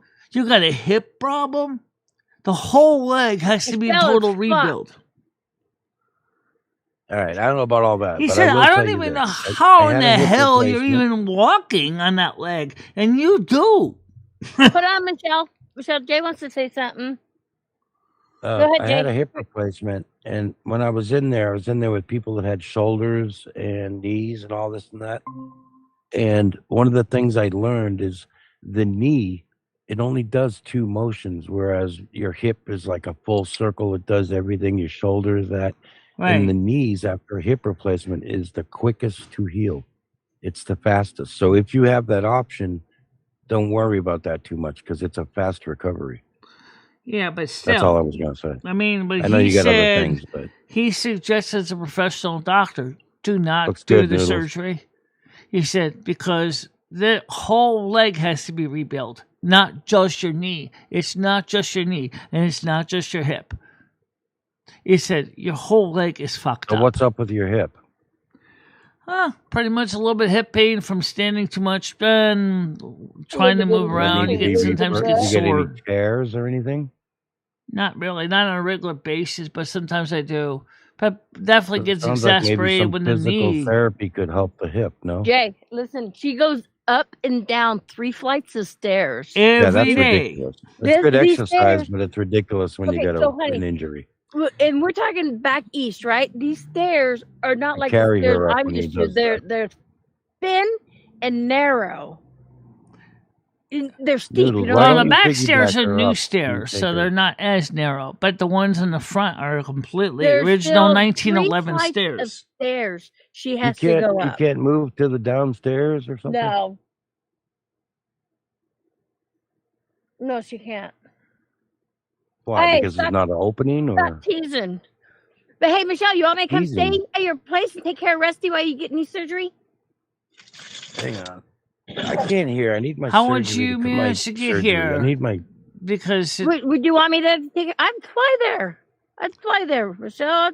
You know I'd come take care of and You I would are. have to. They're already I would giving me be. They shit said about to me Noodles. that I gotta I go would over there and have to sleep with be Michelle. in a rest home for 6 months. No, you won't. Oh my God, Michelle, quit. That's You what want the me to take- orthopedic surgeon Hey. told me, because he told me I have to do a full leg rebuild. Not just the They knee, redid my not hip. just the hip. The whole leg from Okay, so toes would you want me to up come take care of has to be Rusty? rebuilt. Okay, her kneecap is like in her thigh. So I think what they need to do is, and it's been so Sounds like a knee replacement. yeah, but Total the- knee replacement and other the stuff. tendons have snapped, and I think they've become I think my patella Died snapped off. in half. Yeah. But that's Michelle, unfixable. I'm making you an offer. If that happens, you want me to come take care of Emmy. Rusty for you? Quit lying. You're I not don't going. I know. love you, Michelle, but Emmy, you're not going But to he Connecticut told for a me, he month. said, Michelle, there's 50% Yeah, chance you'll never walk again. He said, I, as a professional doctor, suggest you do not do the surgery. It Here's would the be good 2 news. weeks, honey. Noodles I will would be there, then but have to it'd be 2 carry up weeks. the Michelle's groceries. strong and she's a kicker. She'll come right back. Okay, I gotta make a call. I'll be right back. Yeah. Noodles, I I think would you kinda eat better agree. than me. There's an open place on the It's always second fast floor, food, but he eats but good, that's good even smaller than this shit. one. You get that New York food all around you. So the fast food isn't like fast food like out here. You get a lot of these mom and pop little restaurants in New York and New Jersey. Fuck you, man. Fuck you. I hope you get diarrhea. Look at that. Look at Yeah, I Oh hope my you get God. diarrhea today. that. Right in traffic, I hope you get a big bubble and it's just No, Break. oh. I don't misunderstand these people. Sorry. And wait, but the point is that's not on the menu right now. What did But- I eat last night? I got some shit. Wasn't that? You know, the other night, Amy went to bed. She said, nah, fuck your dinner. She doesn't even tell me. So she goes to bed, right? 9:30, I still ain't eating. I'm like, babe, we're going to eat? I had to have a fucking tortilla and baked beans. I rolled it up. Gross noodles. He just didn't man. want to thaw out any food. He didn't want to make Oh, soup. it's gross, He made it man. sound like there's nothing in the fucking house. He just First, I was jealous. Now you can keep that slop. You know what? You know what I had? I had rice last night. That's what I ate. A So what? lazy. I got stoned and I ate rice. Rice? Yeah. Oh, yeah. I got some good weed right now. I need to grab some nice joints. This is what I do. I drink an Uncle Arnie's. I pound a fucking Budweiser. I'm good to go. So those drinks that you got, so you said you bought it in a store or something or other. Really? I buy them I in can't read it. liquor store. No, it's a weed drink. Okay. Yeah.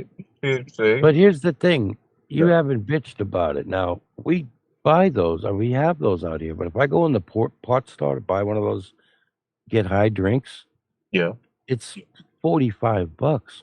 No. This is like $5. $45 for a can, bro. Okay, yeah, all right. This is like $5. This is a shooter. But what I'm trying to say is that like $5, get a beer for like $1 something. I fucking pound that. I drink the beer, and within like an hour, I'm blitzed. I'm not a big drinker. I kind of want to spend the money and send you one of these cans to see if it's different from what you got. I'll drink it. Because why would it be so much? You didn't spend 40. The first one you had, you didn't spend $40 for a can. No. 12 ounces of. But wait. Yeah, this is like a 12-ounce can of pop. All right, but what's the milligrams on? I don't know. That's what I'm saying. I think ours was fucking serious. Yeah, you probably got a fucking like a large, like this is only 10 milligrams, and I know they charge per milligram, so you might have got like 100. Someone was telling me they sell on the West Coast 100 milligrams. Which I've never Maybe seen that's before. what it is. Yeah, because it's all legalized out here. Yeah. Although the feds are trying to screw that up now. Yeah, it's coming. Oh yeah. Here's the thing, though. People know how to grow now. They're growing it like tomato plants. So they opened up too many of these stores for them to just say we're going to get rid of them. They're going to say, oh, okay, you got to get a new license. You got to have this. You got to make sure we got to keep children safe. The days of making marijuana money is probably over. There's more pot shops than there are. It was McDonald's, Burger King, and Starbucks combined. Yeah, I believe it. In this area, there's more pot shops. I believe it. It's crazy. There's one Amy and I town, will be driving down the there's a road. She's like, "Oh, you want?" Hang on. Yeah, we'll be driving down the road, and Emmy's like, "You want a joint?" I'm like, "Yeah, whatever." And then she'll literally turn her head and go, "Oh, there's a place right here." Yeah, it's like that fast. That's how it is out here now.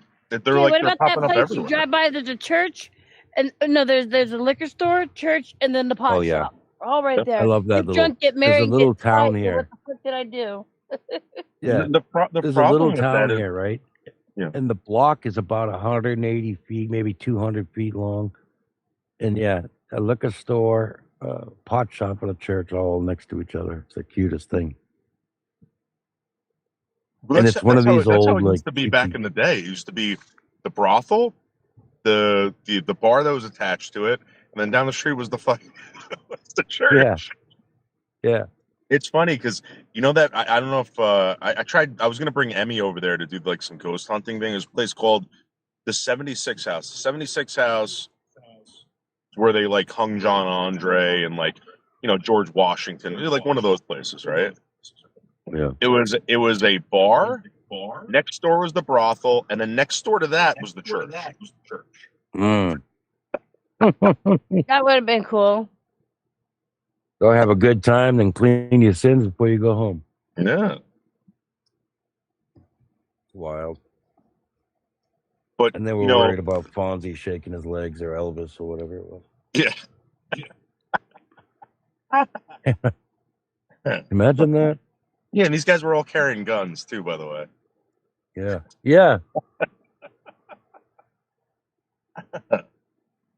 Right? Yeah. Like it was nothing. That's the way it should be, though. You should be able to carry a gun like you carry your phone, your watch, whatever. You're just responsible. You fuck up, boy, you're going to pay for it. That's it. It's crazy. What is it? Is it What's up? Florida that lets them? There's a few states That's like what that. In fact, I a was just couple. gonna bring that up. I was just gonna bring that What's up. the one state that mandates that you have a firearm in your home? I don't know, but I'm surprised they can do that. But Yeah. all those videos coming out of Florida now, man. These guys are just walking around with ARs and they're like, "Fuck you." But here's the thing, Noodles. Right? If you're walking down the street and you think, "Oh, this guy may be loaded. This guy may be hot," are you gonna fuck with anybody? You gonna rob them? No, I'm gonna be completely. You know what gonna they be said? I think it was either Florida or California, and they were robbing tourists, and they were like, "Well, why the tourists? Why not the locals?" He goes, "Well, the tourists ain't packing because they can't fly with that shit." And that's why they were robbing the tourists, because the locals, you never know which one's got it. It really does keep crime down, you know? I heard an awesome argument. It was kind of funny.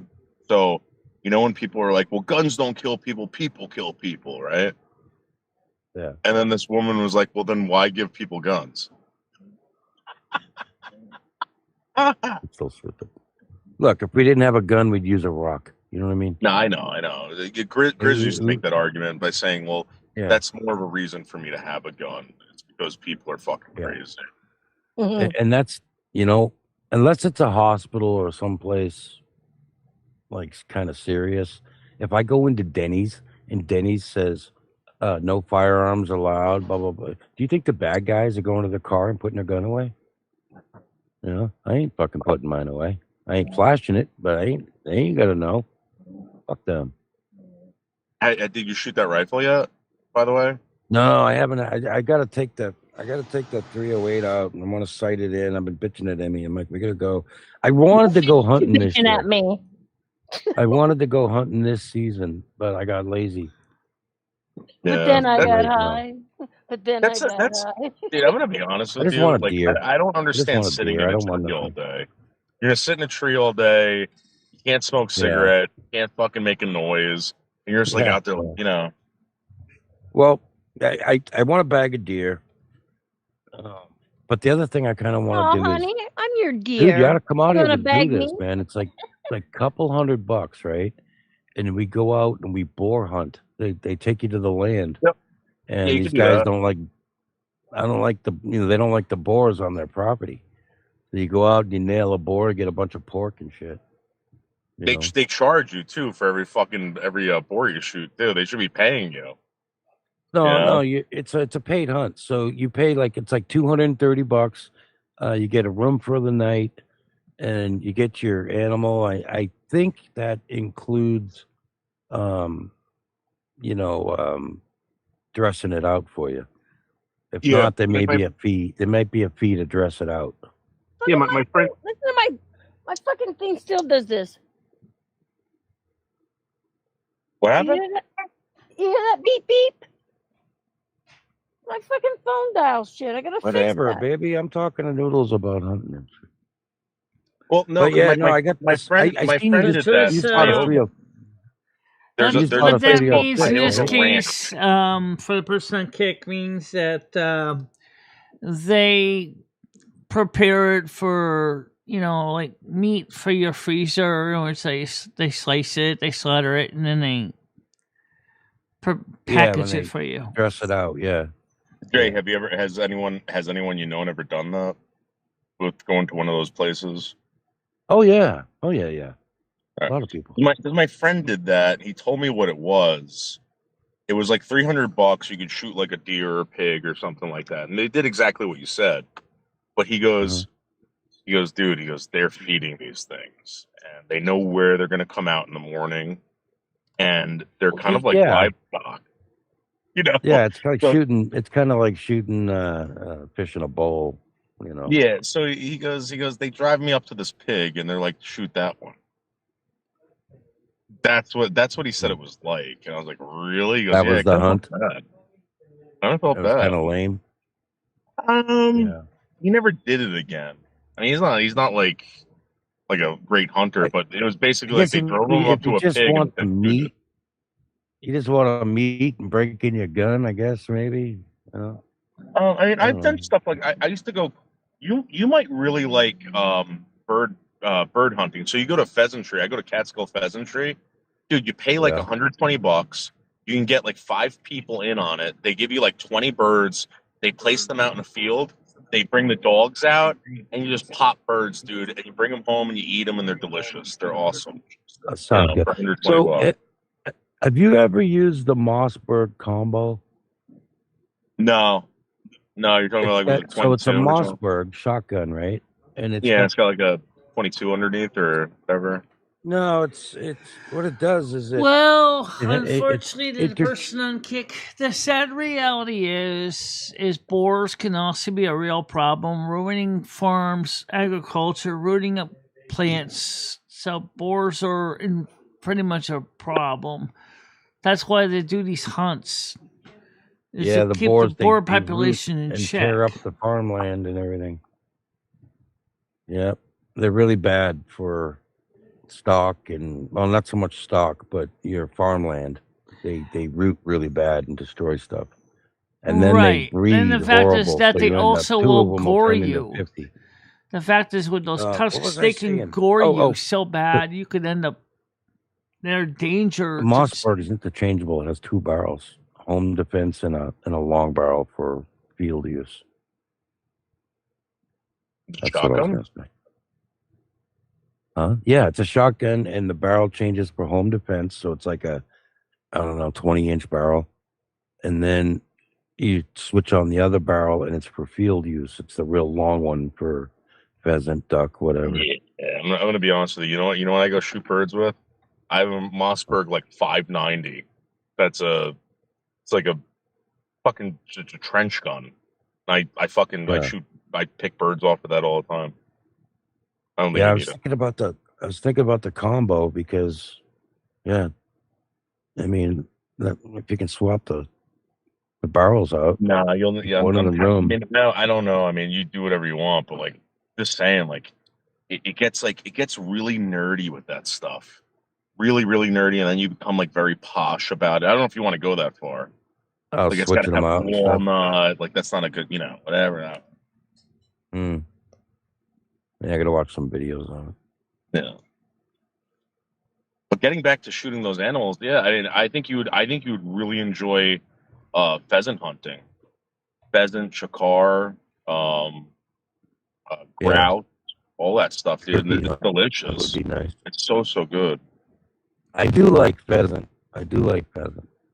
And I'm pretty good at skeet shooting, so yeah. I would suggest that. If you ever come out here, dude, that's what we'll do. It's so you go there, you give them like $120. They take you out on this fucking quad, right?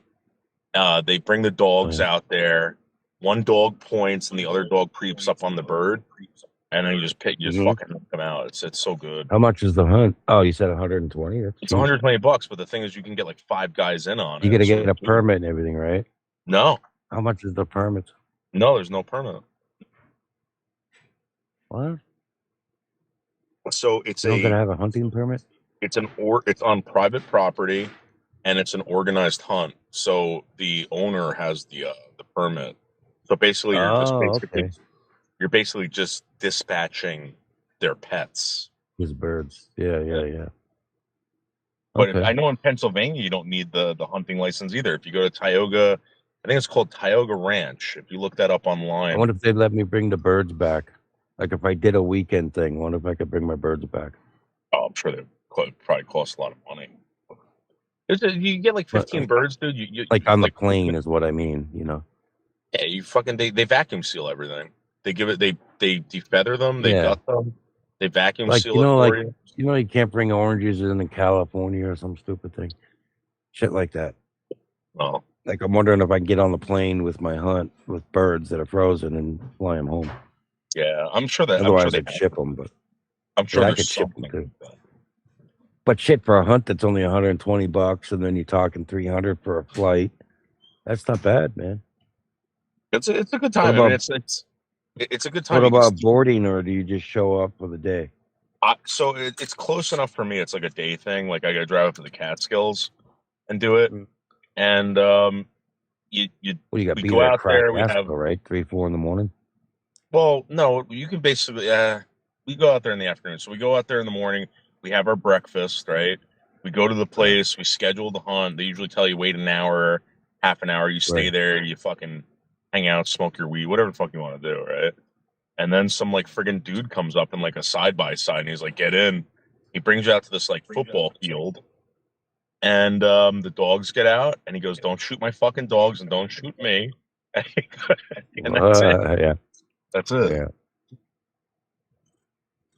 So I seen that once. Oh, it was one of the celebrities too. Yes, guys, I see it from your perspective. Yeah, about the pheasants. Birds are farm raised, pens released for shooting. That's not. No, I ain't shooting nothing if it's sitting in a fence. I'd be like, bro, no. no, it's nothing like. What they do is they put the birds to sleep out in the field. The guy was explaining it to me. It's still fun, like it's still whatever. But like, so what they do is they tuck the bird's head underneath its feather, underneath its wing. Sorry, and it puts the bird to sleep. Then they place them out in the field, and by the time they get there, the dogs wake them up and they fly away, and that's when you shoot them. Now, where do they fly? Back to their coop? If they get away, I don't know where they go. To be honest with you, they just fly off into the woods. No. Yeah, that isn't kind of. See, I want to do a hunt or like a duck hunt where the guy takes you out, you sit next to a pond, you hunker down, and then the ducks go up, boom, you peg them off, the dog goes and gets it for you. Like, I'd be down with that, or I'd be down with a turkey hunt, but I don't know about shooting something that just they laid out there. That's kind of. Yeah. Well, I mean, that's what you're Yeah. doing with the pigs, kind of. That's Yeah, what I'm but the saying. pig, Like, I don't know if they're you're. not fenced in. I mean, they're like, hey, they're over in these woods today or whatnot, and they'll chase them out. I mean, I guess it's not like you're walking up to a penned animal. At least there's hundreds and hundreds of acres. They just know where they are, and it's Okay. like a deer. If a deer's moving, you can't hit it. Let me ask you a question. Do they offer buffalo hunt? I think there is one. Let me look. They have elk. They have they're pets. They're Yeah, not I know we got domesticated, but they're they're feeding you know how them. much money you're talking though? Oh, I know. It's ridiculous. They had my friend paid, I think, like I forgot, it was like $7,000 to shoot a buffalo with a pellet gun and kill it. He got one of those like 50 caliber pellet guns and fucking the took out a bison buffalo. bucket list. That's what they're calling it. Oh my God, look at that. Yearling hunt starting at 3,400. We're not even talking about dressing it out. Nothing. So a yearling, so a 1-year-old bison hunt will cost you about 35. Young animals, very good eating, exciting hunt. Hang on, I'll drop if I can I drop a link in the shows? Yeah. Check the link out, Noodles, I'll drop it. Pretty sure that I said Oregon, so must be. Pricing. I mean, do it once, Yeah, see if you hogs. like it. This guy, hogs start at $750, rams at $900, goats at $1,200, American bison starting at $48. Oh my God, a Tibetan yak. No, come on, starting at $3,600. Longhorn starting at $50. No, that's cheap. A longhorn, but that's just beef. That's just. I mean, you know how dumb it is shooting a cow. No, I mean, you're paying them to shoot it. They dress it. You bring it. I mean, it's. I don't know. Pricing may only be guaranteed by a contract and 50% deposit that must be completed within the calendar year. But anyway, I know there's a hog hunt out there for $250. I might do that. That's probably where I'll take my 308 first. Yeah, my buddy did that with a 308, and he had to shoot it like three times, dude. 3 times with a 308, but I think died. Well, was it the 30-06? No, it was a 308. What did you shoot? 308. No, what animal? Sorry, a hog, a fucking boar. It took you 3 times. Yep. He's an idiot. This guy's an idiot. Like he's like, Oh, I used to, he's probably using the wrong ammo. he's like the worst person to take it. Like I went hunting with this guy like many times just to like go with him, and the worst. This is why I don't hunt. He doesn't he misses everything. It's always a fail. You know, who knows where he shot the thing? I have no idea. Yeah. Oh, it wasn't you. Okay, yeah. Yeah, it's one of those. Because with the right ammo, fucking 308 is more than enough gun for a hog. I've never done it, so I wouldn't know. But I remember hearing that. Well, you could drop an elk with a 308 and a green tip. There was a guy recently in Alaska who you want to use a green tip though, because they got heavy shoulder bones, and if you catch that shoulder bone, you want to be able to penetrate it. I think it would the green tips. I think it would definitely. Huh? I think a lot of that stuff is exaggerated. I remember Grizz telling me that you can't crack a fucking grizzly bear skull with anything like more. You know, that's bullshit. Oh, and well, there was a guy in Alaska who just got arrested for this. Who did? Guy in Alaska. He killed a grizzly bear with an AK-74, and that's 5.45 by 39. So that's like, I think that's smaller than a 22. And he fucking killed this thing, and they said they arrested him because it was like it has to be a certain caliber so that the animal doesn't suffer. Inhumane? Yeah, something like that. Oh, yeah. But I know, dude, I dropped a deer. Oh my god, you can't kill a grizzly without this. You got to have this. You got to have this. Bullshit, Grizz. You don't know anything, Grizz. You don't know anything. Yeah. Excuse me, guys. I wanted to say is that I want to kind of get ready to wrap it up soon. But if you guys want to keep talking, I will let you guys keep talking, and I'll just jump off the panel so you guys can keep talking. But Michelle, what do you do like when you hang up on us? Like, what do you do? Oh, I check the news. I check my emails. I check other things. Okay. I think she puts lotion all over herself. Yeah, she's doing something. I'm telling you, she doesn't do that, guys. Yeah, I'm not into hunting talk anyway. Yeah, she's getting well, hurt. what? It's just a sport. I know it's a sport. Food on the table. And it can be useful for putting little food on the table. Absolutely. When it comes to essentials like food. I don't hunt for trophy heads and nothing like that. If I go out, it's for some meat and, the excitement of the hunt. Yeah. I usually pluck a feather, put it in my hat, go home. Yeah.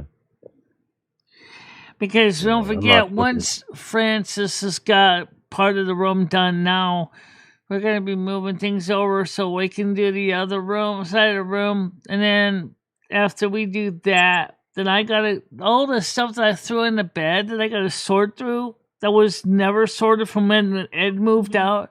I got to sort through that stuff too. And then the stuff that's sitting in the linen cabinet is going to be sorted because that ended up becoming his drawers for his clothes, which he never took with him. So I got to throw those stuff in the dumpster too. Yeah. And the premiere is in Chris Bliss's channel tonight. Chris, do me a favor. Give me the link to the premiere. I will put it in my community tab for you. I'll also make sure Hold on a minute. Let me just talk to Chris Bliss for a second. So then what you do is give me the link to the premiere. And I also will give you the link to Noodle's StreamYard's link so you can join his show. So after the premiere, you can come over to Noodle's show because we'll be watching it probably on Noodle's channel, and of course, probably will collaborate with me on my channel or something like that. That's gonna be kind of confusing. I gotta work it out. Michelle, how do you get the language to talk on the screen like that? Excuse me? Oh, Go to. So everything everybody is saying. Oh, yeah. Here's how you do it. Since I can show it to you really easy here. Let me get some of this screen here. Can I do it through StreamYard? So you go to here on the desktop. See where it says CC? On the desktop? Yeah. It says CC, which means closed caption. No, I know that, but you're using something different. I'm using Google Meets. Or are you using it on your phone? The CC it's YouTube doing it. You've got something so it shows you the picture and the words. You mean on YouTube, not on Google Meets. Yes. It's even saying what I'm typing. When you go live in your settings, I'll show you that screen too. Just give me a second, guys. I'm going to make it easy. Show it easy. Okay. I don't know. So, you're doing hold on a something minute. different. Let me show you how you do it. Okay, I'll make it easy. So, okay. You see the screen here, right? So before you go live, when you set up your stream, okay, in your stream settings here, you can't change it now when you're live, but when you do, you see that there'll be an option down here for closed captioning, and you set that up. See how it's grayed out now because we're live? You turn that on for automatic closed captioning. So it says automatic closed captions. So you can see it on the screen here. You see what I'm talking about? I'm not seeing it. You're showing me something else. You're showing me the bottom bar.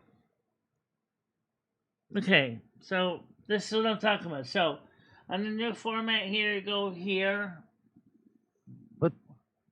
You see what I'm talking about here with my cursor? Oh, okay. Now I'm seeing what you're looking at. And you see how now it's down here? When you set the stream before you go live, that's where you turn on the automatic closed captions. Your latency has to be normal.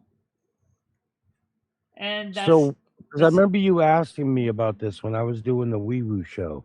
Right, well, they changed the layout since. If I'm on StreamYards, I can't do this, right? Yes, you can.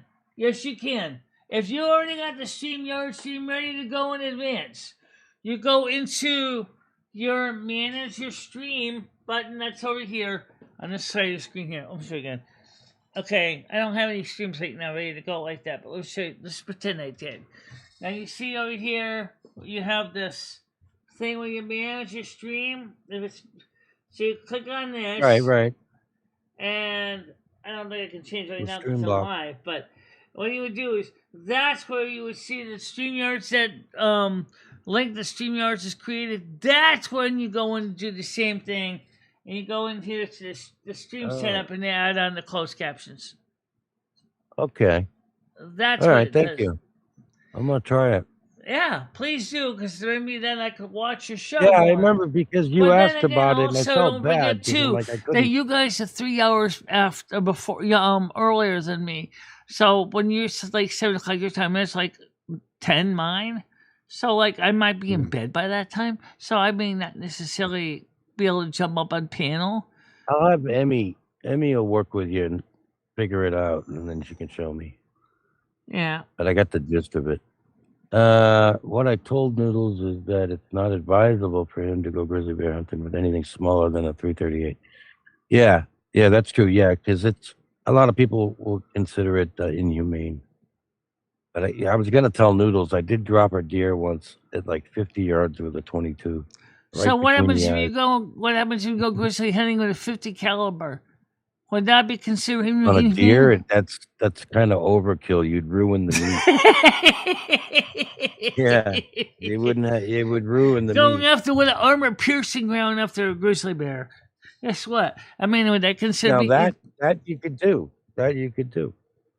Sure, but I wouldn't use a. You probably could do it also with an RPG, but I mean, they sue you you because just want they to waste say it or hunt it, you know. Of course, if you use an RPG and a grizzly bear, you're not going to have any meat. It's going to be all burnt with cinder. So that's the thing, right? That's why people keep the 22, because the 22 is like the good old fashioned American cowboy gun. Right. It's not a high powered rifle, but if you know how to use it, you could eat anything. You could take down the elephant with a 22. You just got to know how to do it. You know? It was just a pretty reliable gun. And also, if you want to use something a little heavier, you could always use this double barrel shotgun with deer slugs. But I'm just talking basic survival. You know what I mean? The last thing you got in the closet, you got to eat. A 22, well, you can survive. Oh yeah. Yep. If you only have money for one gun, get a 22 because it's going to be. Yep. That's most mainly. I easiest mean, to I get like to rounds hunt, for. but I'm 56 at this point. You know, and it's mainly for like if the shit hits the fan and we got to survive. It's not home defense thing. I'm thinking we got to eat. We got to, maintain food and keep ourselves secure. That's kind of what I do. I'm a prepper, but I also I like a little game meat now and then. Yeah. Because especially with just me and my wife and one son living here, a deer would last us all winter. One deer. Oh yeah, absolutely. In fact, the soup kitchen in Willimantic, we had a professional chef because he was working, so we volunteered the soup kitchen. He was actually making venison dinners for us. They were delicious, I can tell you. And I guess he got a good deal in venison. I guess Hunter actually had enough venison for the guy. It was like we were eating good. I got venison ground burger. It's like hamburger, but it's venison and it's really lean. Like there's not a lot of fat in there. Exactly. There's not a lot of fat on it, but he was making all kinds of venison steaks, my all kinds of jerky. meals. That's the candy. Yeah. The venison. Do you like jerky? Like beef jerky and all that? I've had jerky. It's okay. It's not too bad. So what they do is they take like back straps and then they cut it and they smoke it. Right. And so you make a really nice venison jerky. Oh my God, it's so good.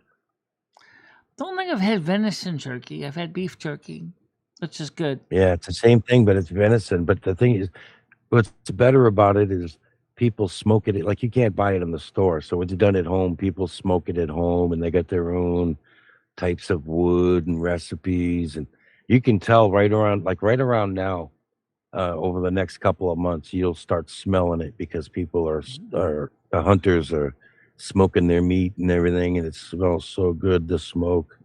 And it gets caught in the trees and it like hangs around, it's nice. And don't forget right now, given the fact the high price of meat and food right now, if you buy anything at the store, hunting might be the most cheaper way to go at this point.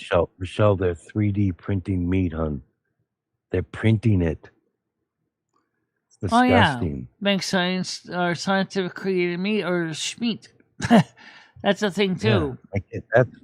And they are 3D printing food now, which is even more weird. They're growing human parts. Like they made an ear, they've made a heart, they've made all these weird things, and skin, and now they're printing. Well, you know what'd be food. fun if you can see. I want real ears this like is this. How we evolve right? into an alien. The real elf ears.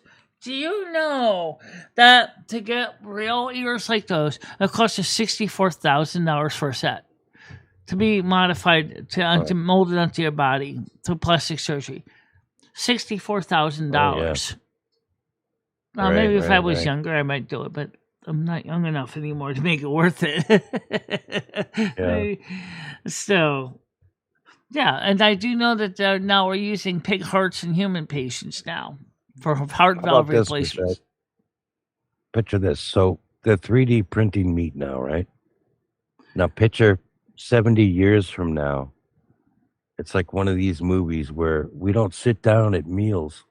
We take this tablet. You eat that nutrient one little paste. tablet. You're going to be eating this like one little pill every day is going to be our entire meal or something. Yeah, there could be that, but then I'm gonna think. I would think what would be more like nutrigenic or nutritious paste. Oh, I'm sorry, it doesn't mean it's gonna taste good. Imagine, if you will, opening a jar of full of nutritious pudding. There'll be such a food shortage that we're eating pills to live or something, and then people will be like, "What's a cheeseburger?" And their stomachs won't be able to handle it because new generations have grown up. They're going to change us. Oh, absolutely. No, they wouldn't. That's the truth. But then again, the WEF is saying as well, we want people to start eating insects, which I don't think most people are going to go for that. But you know what? if you live in New York City, you probably get insects in your food without even intending to be in there. I really think we're at the end of our type of human. And I know this sounds weird, right? All right. I'm 56. I think you're roughly my age. 58. So, okay. 58. So think of the world when you were 8, 10 years old. Okay? Devices, technology, things like this. Listen, I didn't have nothing to like get into now. it all, you know. And then look at it now. The stuff that we got now was on TV shows. Yeah, on TV. and what I we're mean, you seeing know. now is what we're seeing on shows of the future, 1978. I mean, we didn't even, Yeah. nobody even had thought about just like computers in the another home. 50 It years just from wasn't a now. thing. Most people just like, oh, you got to be kidding. I'm going to have a computer in my home. Of course, then the TRS-80 Model 1 came out. But they already had the Mint Altair and a few others, but those were so expensive, so hobbyist specialists that no one really was thinking that was going to be, everybody was going to have it in a pocket. In 1978, you say, oh, you're going to have a cell phone that looks like a slab of glass in my pocket? It looks like something like a calculator. My mother wouldn't know what to do with it. Yeah, right. Well, back then, we couldn't figure out what to do with it. Michelle, I mean, back in 1978, 1978, everybody thought 8-tracks are cool. You know? That's right. the truth. And they lasted a while. So now think of this. 50 years from now, when you show somebody a cell phone, are they going to be like, oh, those are those things you had to hold? Like what are we going to have? You know, it'd be just like when on Star Trek, the motion picture, when Montgomery Scott sits down on the Mac and sees the mouse and says, oh, he picks it up and goes, computer, computer. And the guy shows her rolling on the table and says, oh, that's so cute. We look at rotary phones. We're like, oh God, remember those? Oh yes, I have one in my pantry for my phone system. Yeah. Do you remember those? I do. I remember phones, rotary phones. I also have a touch-tone phone over here on the desk too, which connects to my system too. But anyway, the slimline. But that's what I mean. I mean, and what are people going to hold 50 years from now, so that they look at a cell phone and go, oh, remember when we had those radio wave things? Yeah. Wow. I can't imagine. And then think about this: when people today, especially the people that were born after 2000, and they see those old CRT televisions, and they're going, you used to watch TV shows on that? Yes, we did. CRT televisions were a thing up until about the 1990s. From the 1940s up into the 1990s, people watched television on big tubes that had a screen on the front. And now you got TVs that are thin enough that you can basically put them in a window screen or in a window frame or a picture frame. Somebody says it's time to take your pills. I don't know who. Yeah, that's what Brian K said here. Oh shit! What was I gonna say? But here's why I wonder if we aren't ever going to be able to solve this problem, J-Mac. What's going to happen when we finally get to the point where we can deal with the obesity epidemic? That's the problem. Oh, that'll be gone. That'll be gone when the food thing happens. That'll be gone. Well, yeah, I hope so. Other than medical conditions. I know RFK wants to make some very whatnot. positive changes, having American diets follow the EU standards more closely, which makes sense. Because we put a lot of junk in our food. And yeah, it can be, Chris, for sure. Yeah.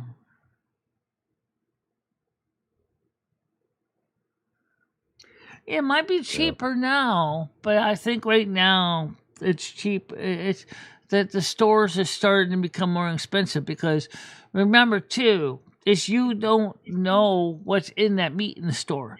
You don't know where the meat is coming from. So yeah, but right now, it's if they keep raising costs, hunting will be cheaper in the long very quickly. So, but yeah, I mean, if I He's was to talking about, say, you if know, I the was to say it to permits my and the this 10-year-old and the self, this would and say, the that. "Girl, you're gonna see stuff in about 20 years that you're gonna seriously go. It looks like a fantasy." I don't know what young self would say. Are you telling me that this is real? Yes, it's real. You're gonna have a small slab of glass in your pocket. That's gonna do everything, and you're gonna be able to text One your of the friends. coolest things that happened when we were in our kids, and we never even thought about it. Some friends come and picked up our kids to go somewhere with their kids, and they hopped in the car. And they didn't know how to roll down the window. They're asking, "How do you get the window?" It was summer, and they wanted to open the window, and the windows were just the hand roll windows. And my kids didn't know how to open the window.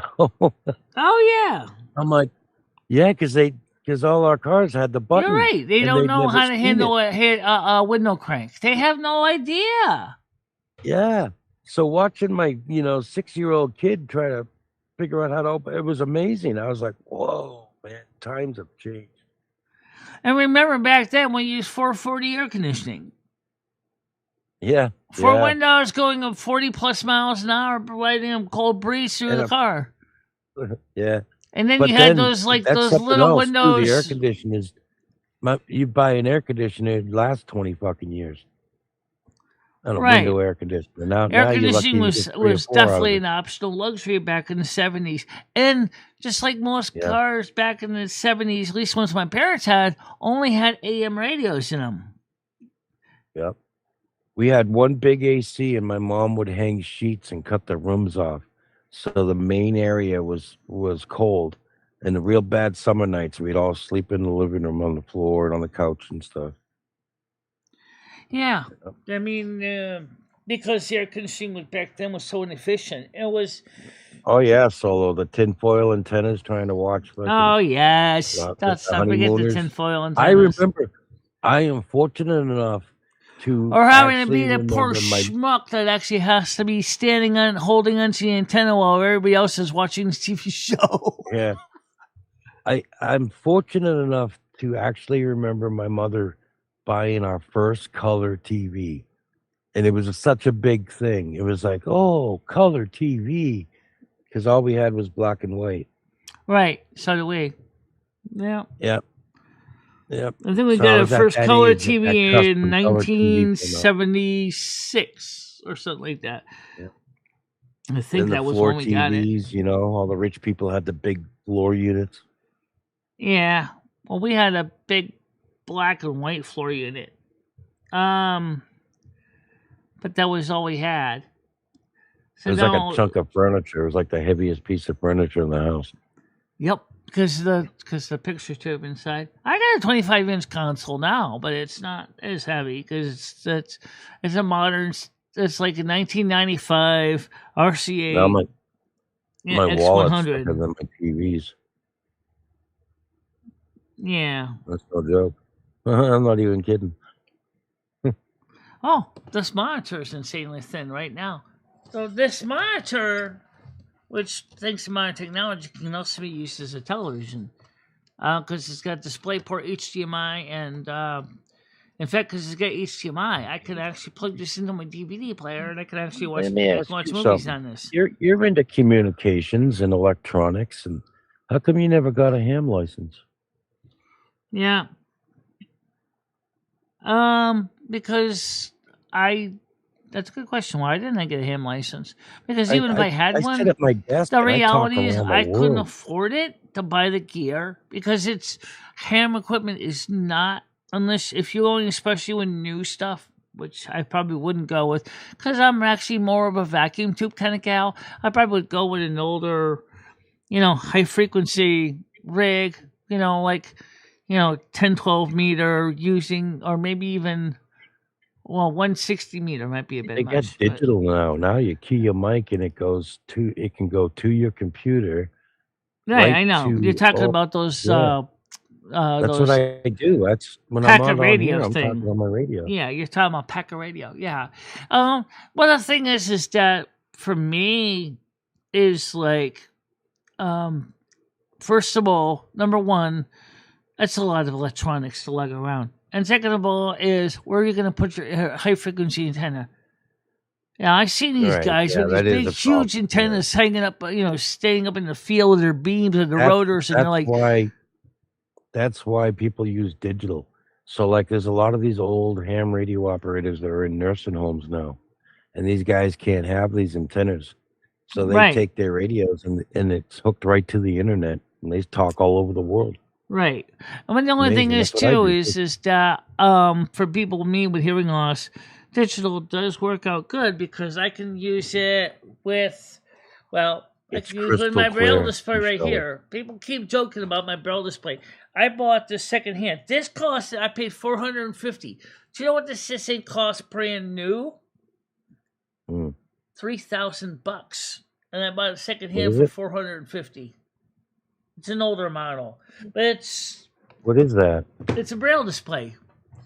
So, okay. In other words, if I turn this on right now, I'll just turn it on. Who taught you how to I read use braille? it with voiceover, but basically, if I turn this on, okay, and you'll see that the dots on the screen is just the model number and the serial number on it right now. But when I fire a voiceover, it's actually will let me read the screen with my fingers. So that's what I find this fascinating. Okay, Solo. This is kind of cool. Yeah, that is cool. Who taught you how to read braille? I learned braille from American Enterprises for the Blind back in 1988. When did you? So were you born blind? Or did you go blind? I didn't have to learn braille. I chose to learn it because, and my teacher agreed with me and said, I've been lucky. I had sight all my years, but my eyes are going to go bad one day. So I said, I want to know braille. So at least in case my eyesight ever goes totally shit crazy bad, I won't be totally like caught with no. Yeah. So you got some kind of progressive condition. Yeah, my cataract in my right eye is definitely progressive. So when you were young, you could see. Yeah, I could see better. I Like the right eye used to be 2200. The right eye used to be 2200. The left eye is 2400, which is still is 2400, but the right eye now is useless. When did the spasms start? The cataracts. No, the spasm with the eyes. Oh, the lateral nystagmus. I've had that all my life. Okay. That's very also common when people whatever. Because I seen pictures of you. I think it was high school or something, and I didn't. Yeah, well, it was a photograph. There's one picture of me that was in the R11 Street Zero documentary. No, you were standing in school with a bunch of. You were young. You were right. You were dressed like a young man. Yeah, that's because my parents kind of forced that. Right. No, I understand. I was just explaining the photograph. But anyway, the point is that at that time is like my eyes were actually pretty good. But then again, as I got older, the cataract came into my right eye, and I'm probably got the beginning of a cataract in my left eye soon. I'm going to just watch. Diabetic? But when I talked to the eye doctor, she told me, Michelle, right now, we do not. Almost all ophthalmologists do not like dealing with personal lateral stable nystagmus because there's complications with detached retinas. I don't suggest you do any kind of cataract surgery until both eyes go kaput because you may not be able to see if there's any complications. I think I don't know about the retina thing, but cataract surgeries have come bounds and leaps in technology, so they're pretty good. So maybe in about 20 years, the technology will have improved even more to deal with the lateral nystagmus. Michelle, you're in your good years right now. 20 years, we're talking 56, 76, 77. No, I'd be 76. Oh my God. Right. If you make it, why don't you fix your eyes so you can see better? They'll wait.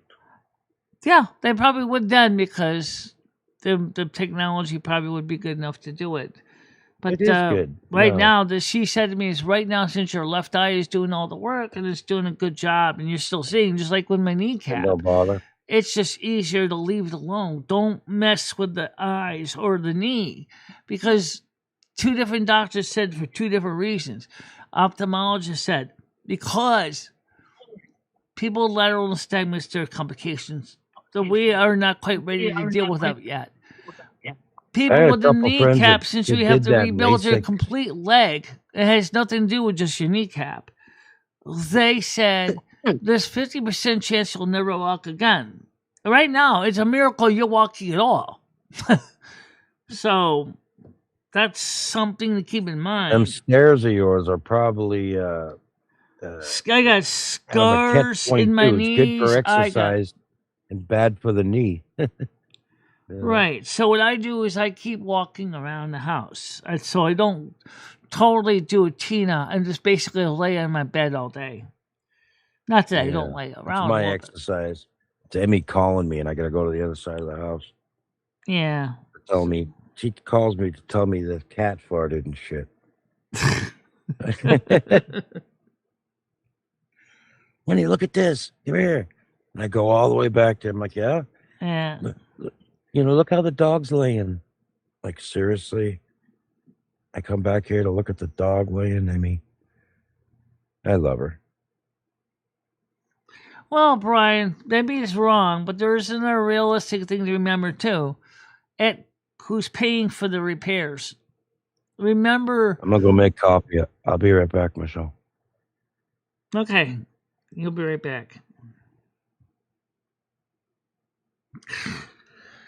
Yeah, who pays for the repairs? That's a great question.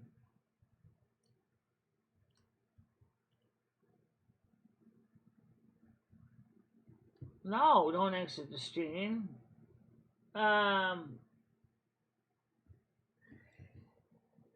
That's a great question. Who actually pays for the repairs? See, we don't have the National Health Service in the U.S., so a lot of the stuff gets thrown out on Medicare. But Medicare only does with acute things, or I like to call it ugly things. That things like, oh, it has to be fixed now for the quality of life. No, they fix it because you're going to keep you alive. The problem is, it's got to be things that are life-threatening before they can fix it. So you think that you think they're going to go ahead and fix broken teeth? Fat chance. I would do it.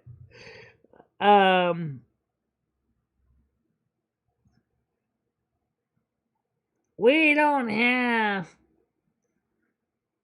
Brian K. We don't have a national health service like you do in the UK, which basically is paid for with your council and your country taxes. They don't have that here in the US. That's what Obamacare was supposed to be, but Obamacare is a bomber scam.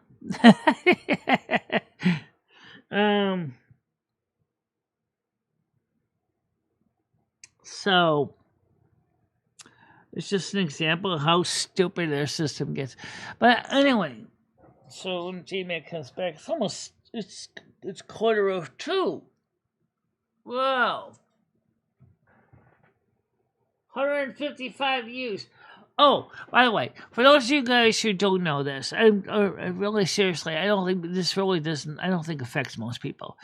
If you wonder why over 100 people subscribed or unsubscribed, they were trolls. They were bought subs by somebody else who thought would do me a favor, and then those people stopped watching, and they stopped interacting, and YouTube just threw them away. Said, guess what? These are fakes. They're not real people. So we're gonna just remove them. That's what they did because they weren't really interested in the show anymore. You don't get that much assistance on the system. I'm telling you the truth. You don't get that much.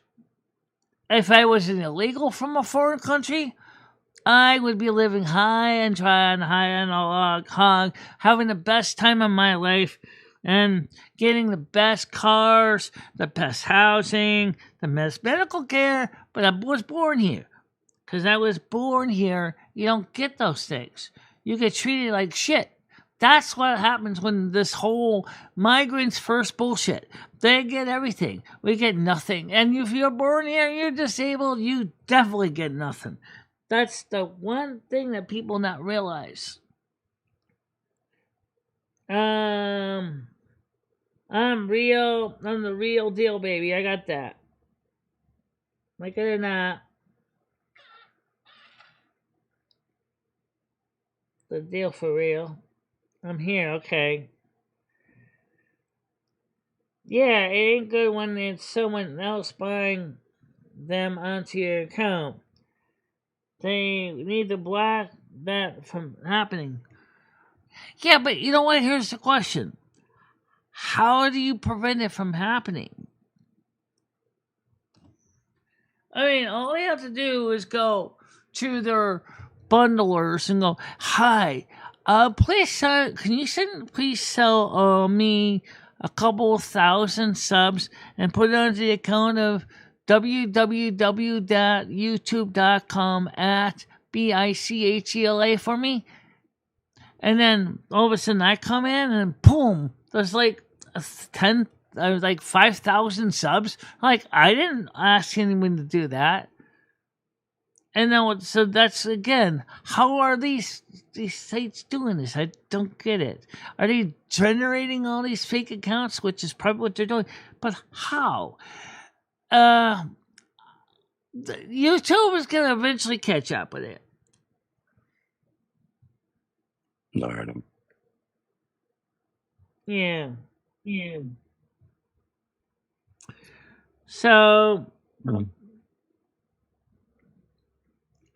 YouTube could fix that, but they don't care. Yes, absolutely. And the same thing is true.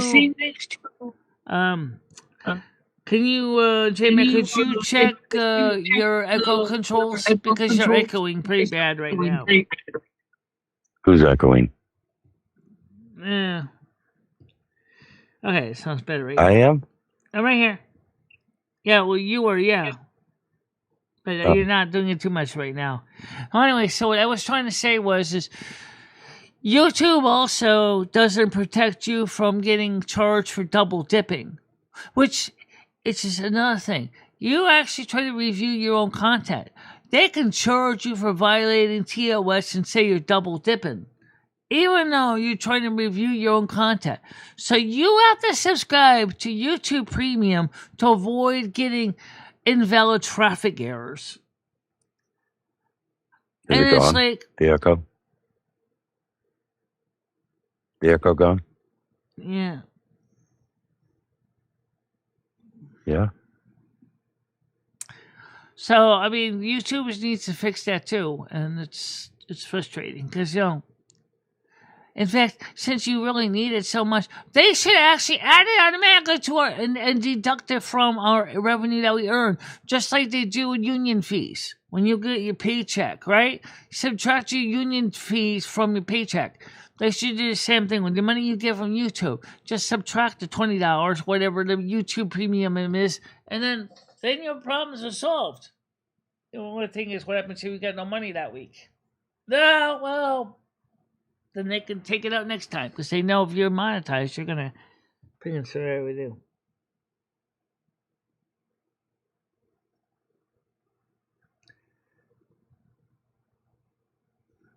So YouTube itself is not fixing the shit.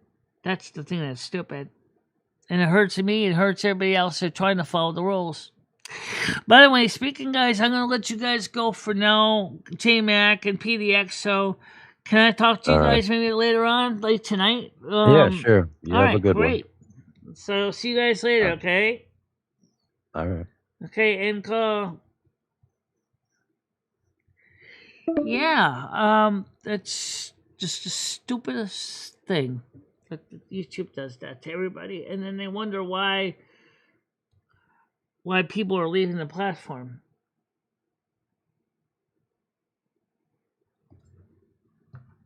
YouTube won't do it. They won't. Because remember I said yesterday that I think if they keep pushing short slop and all these live streams, that eventually that they're gonna probably start cracking down and go, look, we're only gonna keep like for the live streams like the last like 2 weeks of them. So then all of a sudden it's almost like, so you have 2 weeks because Kick does this, right? You go on Kick and same thing with Twitch. You actually get 2 weeks of content, right? And then they erase it after 2 weeks. And it's going on continuously keeping erasing the older shows over and over again. So the new ones are always, it's kind of like a circle. So I think YouTube, because of cost and because of internet responsibility, is going to do the same thing. They're going to probably just start clearing out old content because they're like, it's costing us a huge amount of money to store all these videos.